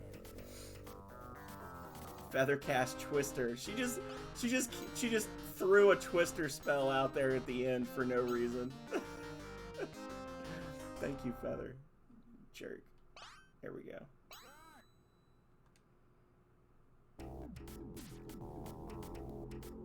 Burner. Burner.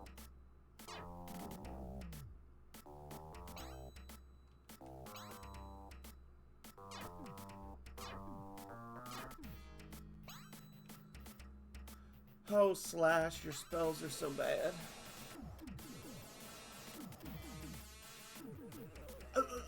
69, nice.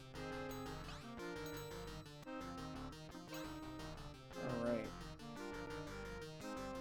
So, Philip Schneider, if you're still here, pay close attention to this dungeon because it drains your health as you walk. So this is one you're going to need to be able to rock through. Hope you're memorizing it. I don't think this is going to kill him.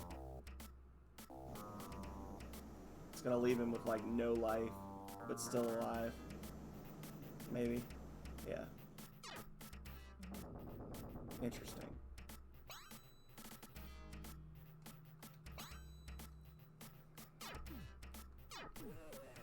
we go.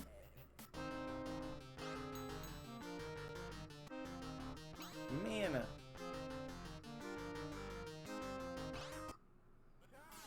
Yep. There it is. That's the one. Held casts Reaper.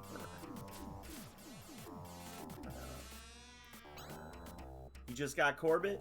Hell yeah! I think you'll be pleased.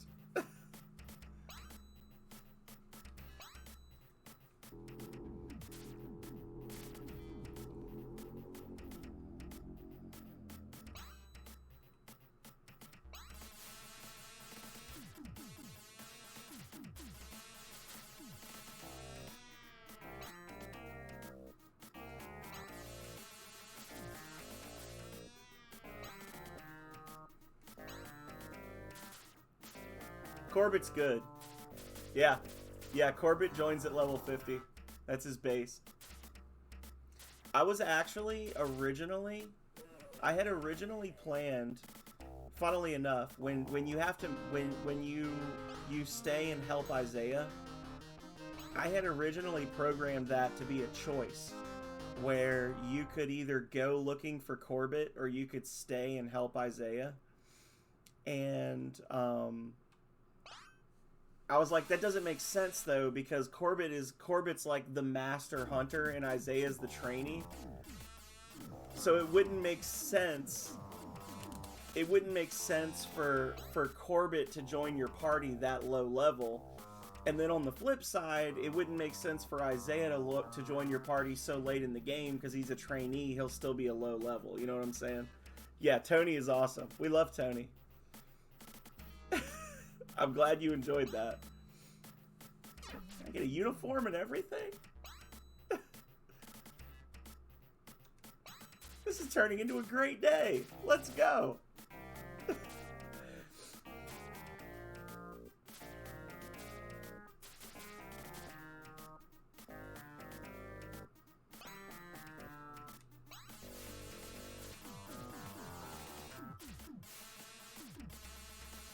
Yeah, Tony's awesome.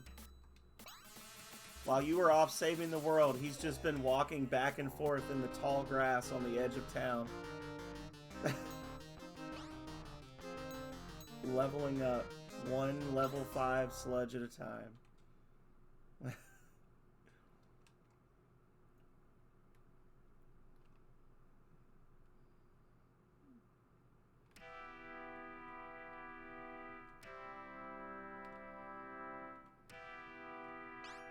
Woo!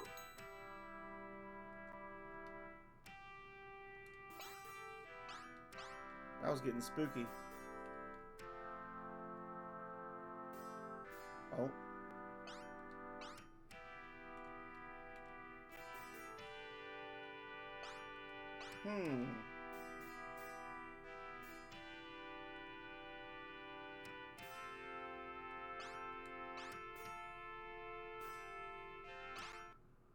I wonder if you only take damage when you're following the correct path. And that's like a hint that you're going the right way because you're getting hit by the power of the ring. It's a very veiny dragon. But that's okay. Buck miscast. Mana.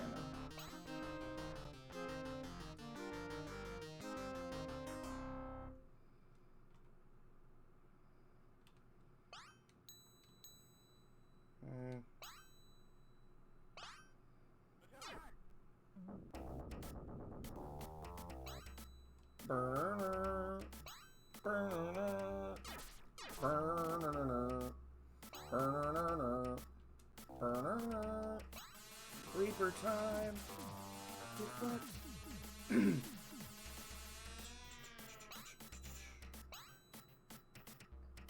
And then after this, we got to go give Keith the Thief the Fuzzy Leaf of Gomez. And then we'll need to go to Cathedral to get that ring. And we got to go to Dagania to get that ring. And then I think no, we're not done. And then we got to fight the Necromancers near Commerce. And that ring's done. So we have eight rings of power after this one. right? Yeah. And that'll be all of them.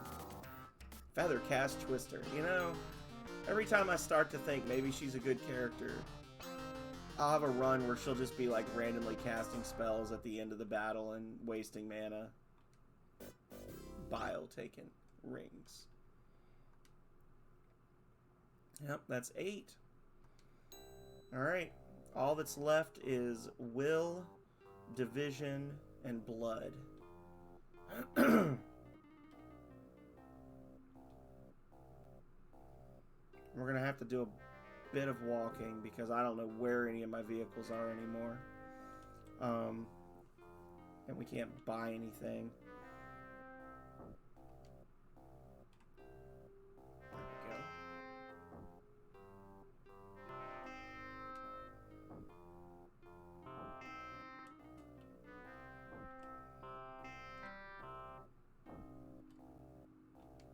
There we go. And then once we get across the bridge, heading west, we'll cut south. There we go. I need to make a 10-hour, like, I need to make like a 10 hours of Rings of Power music and just like play different songs. I could sleep to this soundtrack. The Wilderness soundtrack.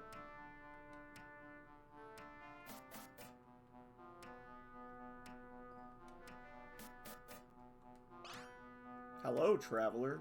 Fucking Nathan Fillion over here. Take a look at this. You actually found the leaf. Amazing. Well, I'm really sorry, but I traded my ring to a priest named Yappa for a good luck charm. He said he was going to the great cathedral with his prize. You can look for him there. And then he still takes the leaf. Jerk.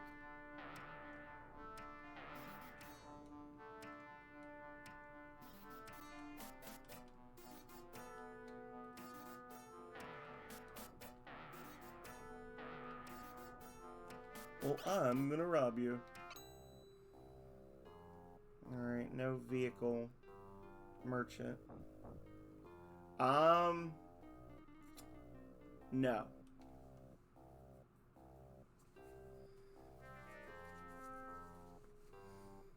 You can get a crowbar near the end of the first story arc, which you're still a ways off from. And you can get another one much later. You're not going to be able to get a crowbar right now.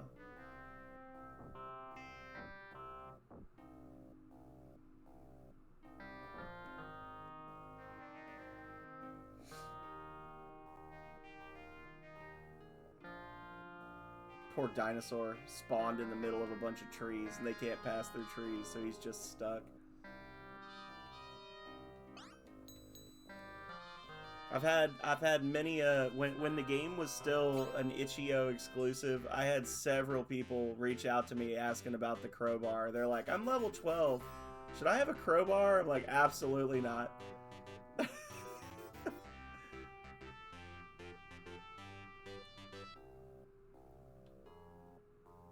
that my dino? Yes.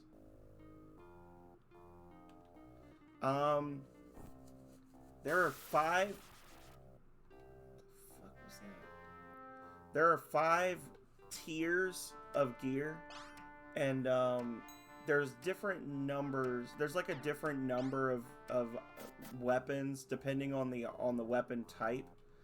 The tools, they only have one-handed and two-handed tools. And altogether there's 12. Happy New Year to you as well, Chainsaw Bear. New year, new game. That's right. That's right. We're starting the new year off right, and we're starting the Streamaversary off right. Okay. So do you want me to tell you which ones you're missing without, like, telling you where they are?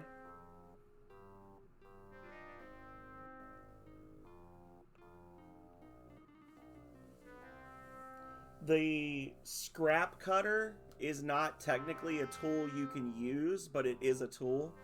The scrap cutter and then the dead hander bat are both classified as tools. Okay.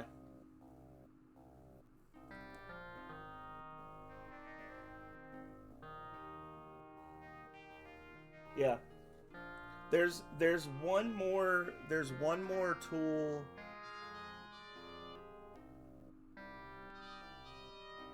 How am I gonna phrase this?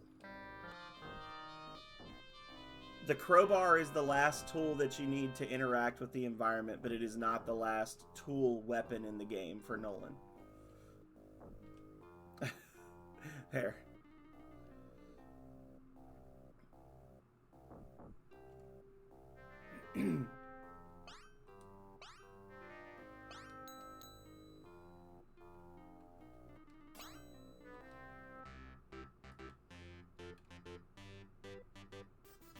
Yeah.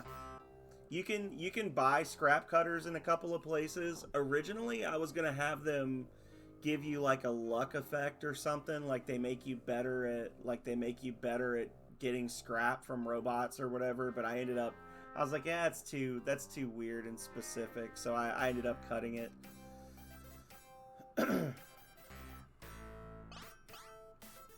Yes, take my money.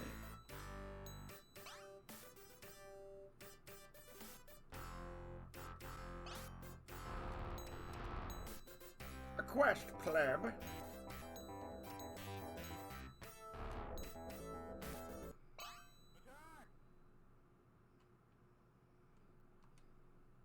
Give him a little judo chop.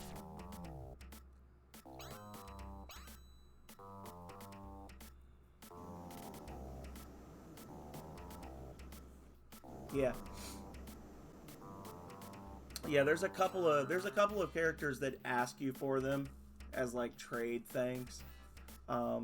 It's kind of a weird one. I mean, the game, there's so many pieces of equipment in the game. There's like, I want to say there's like 190 something or 200 weapons.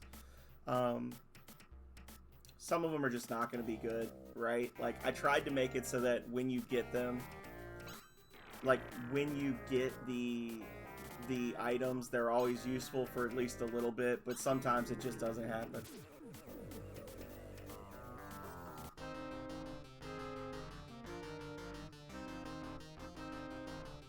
Stark's telling you go to the north coast and travel all the way to the west. Oh, you're doing... Have you done the stuff with Virgil? Does Stark owe you money?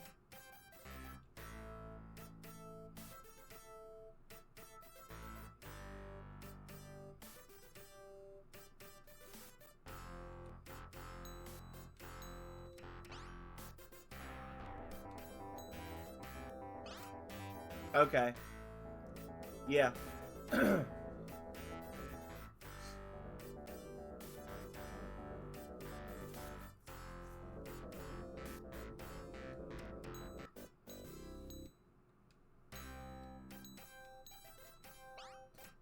That one is a little tricky. There's a specific spot he wants you to go to, and it's not exactly all the way to the north.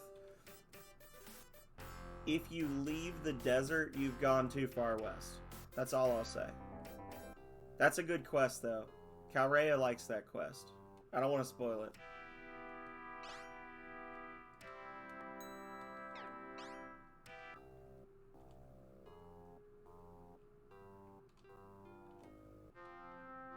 What you got going on here? He owes you 11,000 volts. What a piece of shit.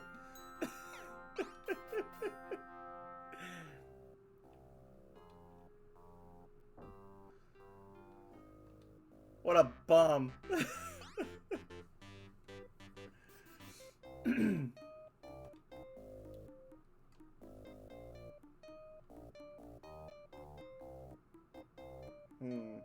Guess in theory we could cut through the swamp and then go north. Yeah. I'm just like exploring a bit and just learning the world just a little better.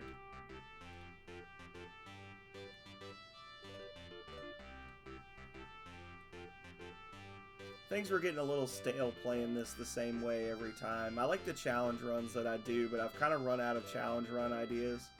We do still need to do the World of Void, but that's gonna be an all-day stream. World of Void, once we beat the game, we then continue to play, and we basically kill every single NPC in the game.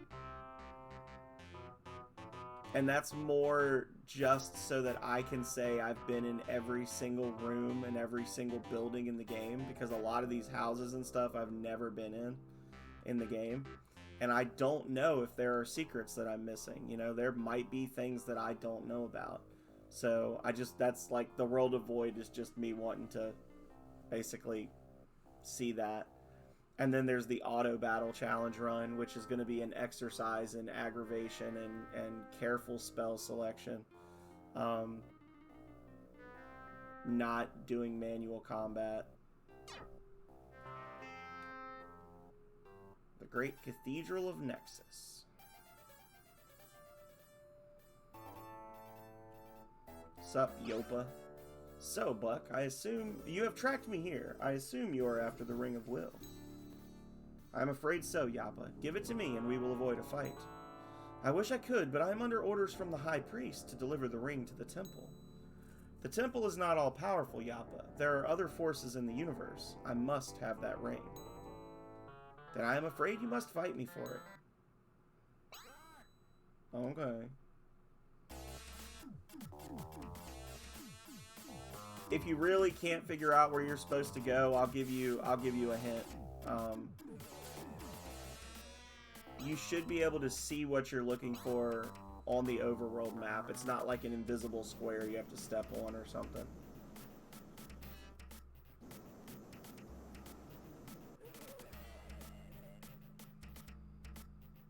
Are you coming after me? I thought not. Brr, brr, brr, brr, brr, brr, brr, brr, brr. Time to go get the Ring of Blood. Brr, brr, brr, brr.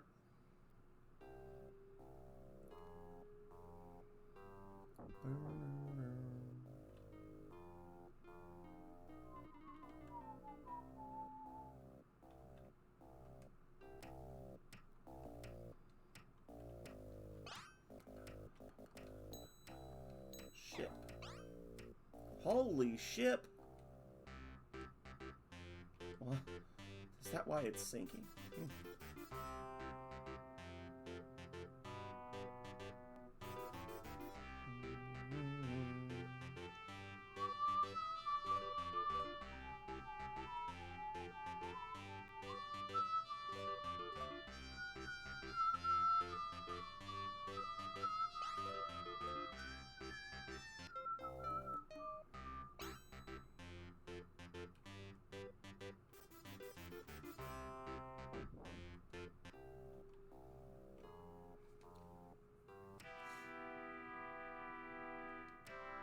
Aha!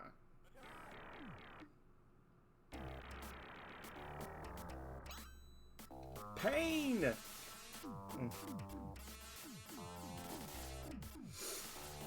That's not one y'all usually get to see. Rightfully so, because it's sucky, but whatever.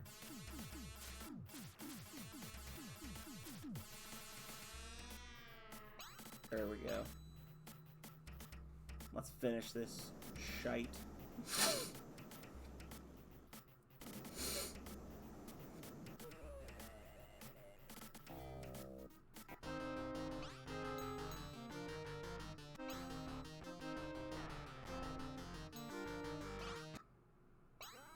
Attack!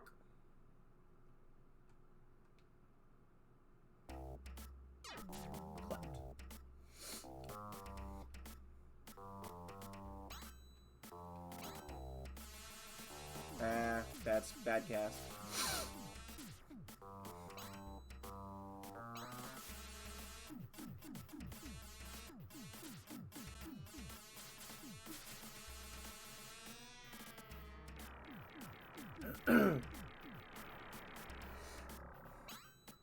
Master.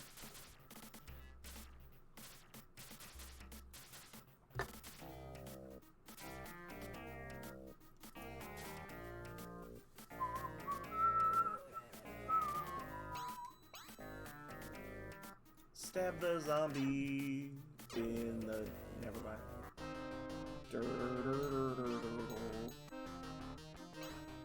I always buy so many healing items, and then I end up using like 12 of them.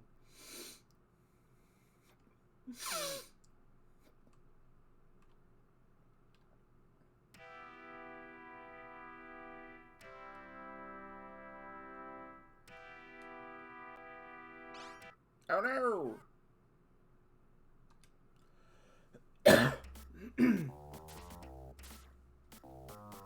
Man, 4 hours. My best time is 2 hours and 28 minutes in this game, and we're coming up on 4 hours. It's just boggling my mind. This is a completely different experience from what we usually see.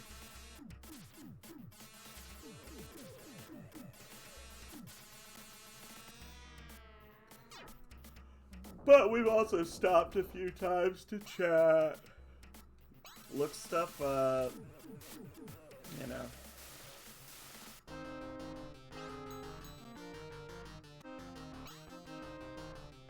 To be clear, I'm not judging myself, and I don't think anybody else is judging me. I'm just commenting. Alright, you get the mesmer.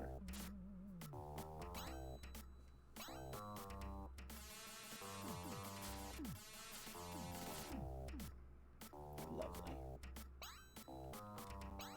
Pain!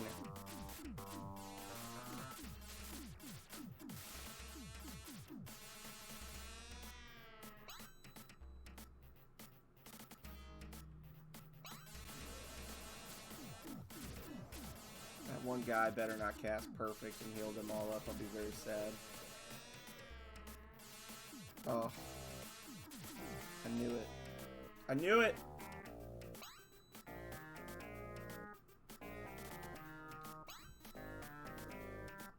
I don't know. Why does it feel that way? Did you just do that, Kale?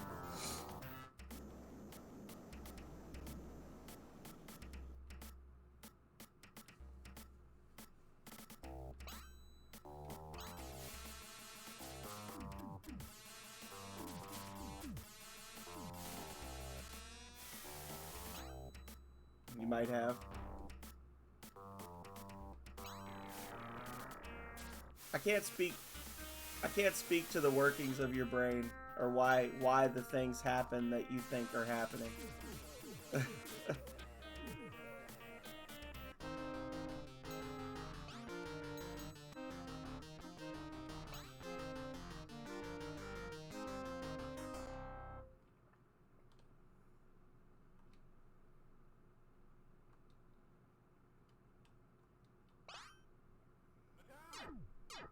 Nice. That's right, waste that mana.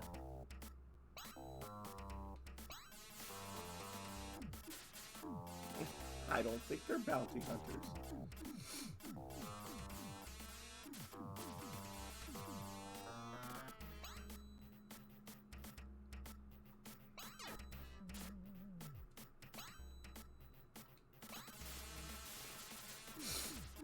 I definitely should have just used the master spell.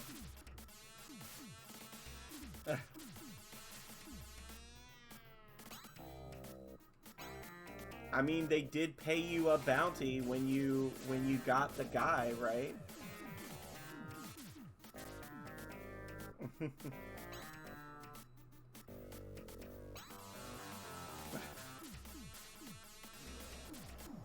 Maybe they flashed a badge or something at you. Bounty hunters. And a blood. Rings.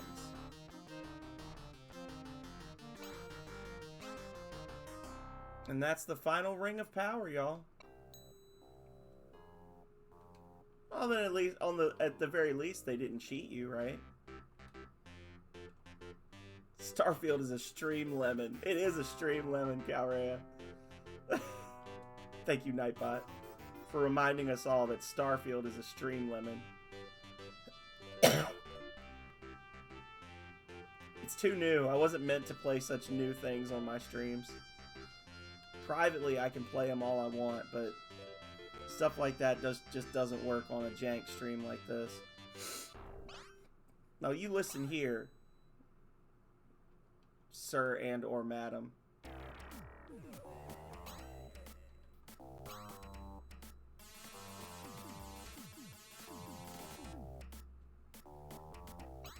I don't appreciate the tone you're taking with me. The cut of your jib.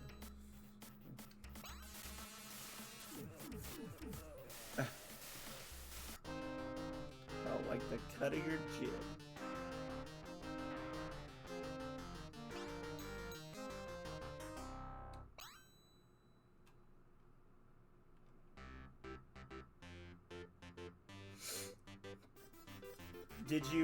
Did you figure out where Stark was wanting you to go, Kale, or did you set that one to the side for now? I'm just curious. Oh.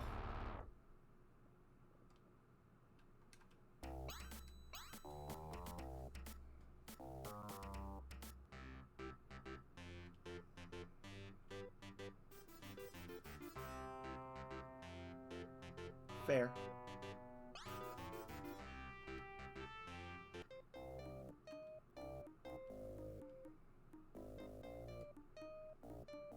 Oh, that's right. We can't even get to the... I'm taking the boat instead of the dragon just for funsies. I'm like taking the slow way, and I realize I always forget that you can't go east along the south hemisphere. To get there, you gotta go all the way west.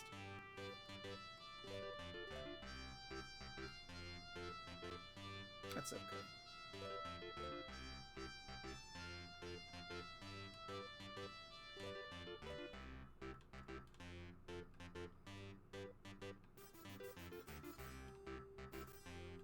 Do do do do do do do. I do not like this Xbox One controller. Playing Rings of Power. The input's like delay. It's delayed more than normal when you're playing with this. Just a little further west. Okay.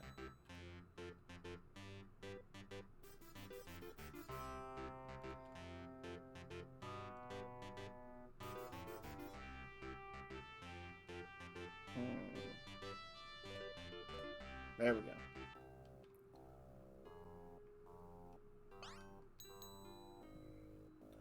Dragonstone.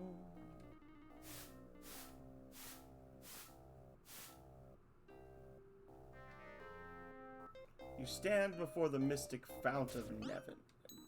Mount of Heaven. You hold up the holy seal. A bright light is emitted from it, and the entrance to the fountain of heaven opens. Seizure warning.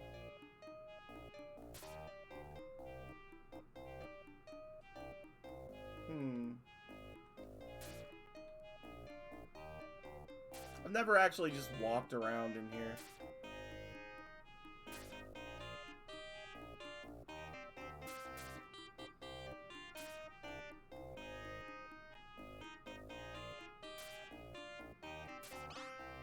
Why, hello there, Buck.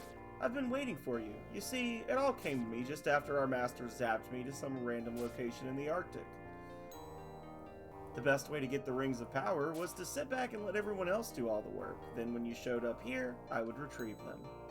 So I've been living it up at Chaos for the past few months while you and the 4 other suckers ran around the world finding my rings for me. M&O managed to find the Ring of Advancing, but of course you took that from him and Ricci. Poor old Yappa went to all that trouble to find the Ring of Will and bring it back to the cathedral. But you also took his ring. And now my friend Fezzik, I told him to wait in the Chamber of Perfection, and sure enough, you came along with the gems. Too bad you had to kill him. Rokus, on the other hand, was a surprise failure. He didn't manage to get a single ring, but instead just spent his time lounging in the lobotomy club. I don't know what Master Thalmus saw in him. And he's the only one left alive. You, on the other hand, were an unprecedented success. You managed to secure all 11 of the rings, and now you have brought them here to me. Thank you. But Darius, you have made one fatal mistake, for I, in obtaining the rings, also learned of their powers and can now use them against you. Allied with Nexus, this is not a power that even you can overcome. No, Buck, it is you who have made the tactical blunder, for I have a secret up my sleeve, which I shall be happy to tell you. Void, and the spells he has crafted for your destruction. Give my regards to the rest of the gang when you meet them in the Deadlands. Well, only thing to do here is clap him in the ears. Bat. No spells for you.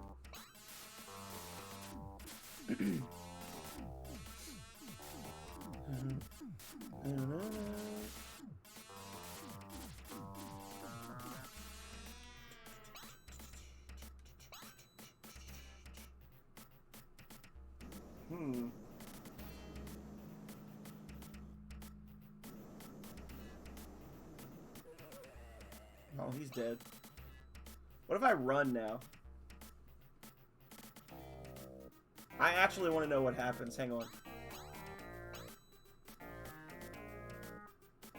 I want to know what happens if I run after killing him. Like, does it just end the fight? Like, what happens?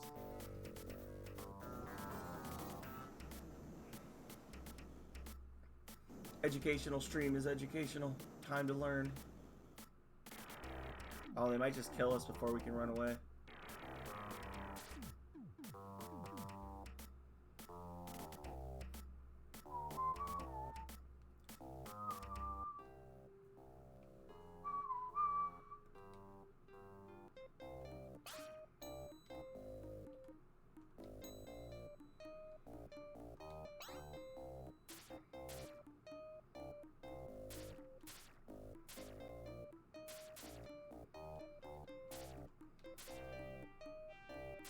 Yeah, he's back.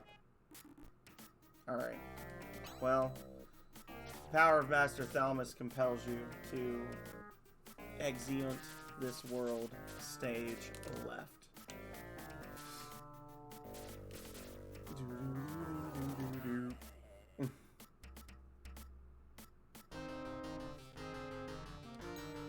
There we go. Alright. Good shit, y'all.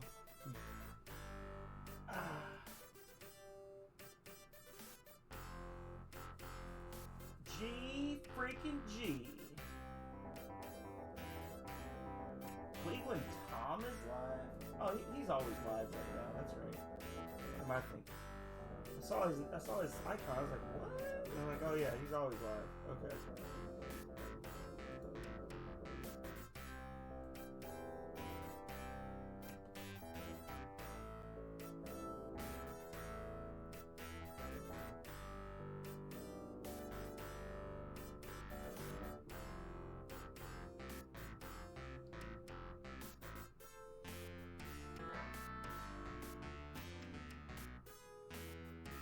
Alright, y'all. So, for the first time, we're going to skip the Book of Nexus because I pressed the wrong button. I tried to press A and I pressed B instead. I'm sorry. But we all kind of know what happens. Actually, I think if I press A, I think I just needed to press down. I don't know. Whatever.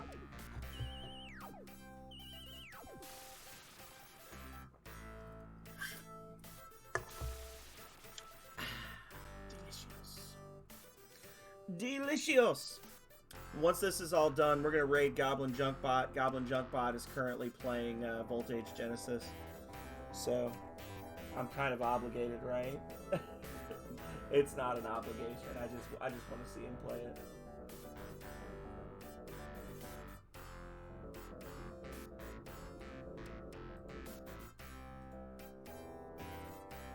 Corbett's funny. Tamed an evil sword. That's a hard fight, but I don't know if you tried or not, Kale, but all four of those bandits, they all have unique accessories that you can steal from them. That you can get the accessories somewhere else, but it's like a special accessory that each one of them has. But that requires you to like choose to just keep fighting them, and they're pretty tough. They're like actually designed to be like a real adventure. What the fuck? Like a real adventurer group, you know? They had nothing? They should have had stuff. Did you try to steal, or did you use the tapper thing? The steel volts? Did you use steel items?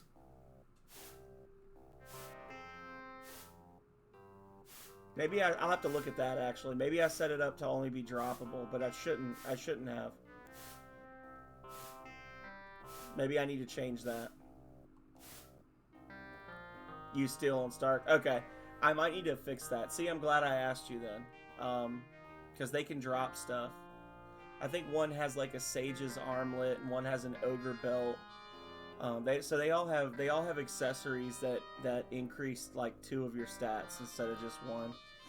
But anyway, y'all, this was fun. This was a good return to Rings of Power. I enjoyed it. I enjoyed having all of you here with me. I enjoyed dropping all my stuff and breaking it.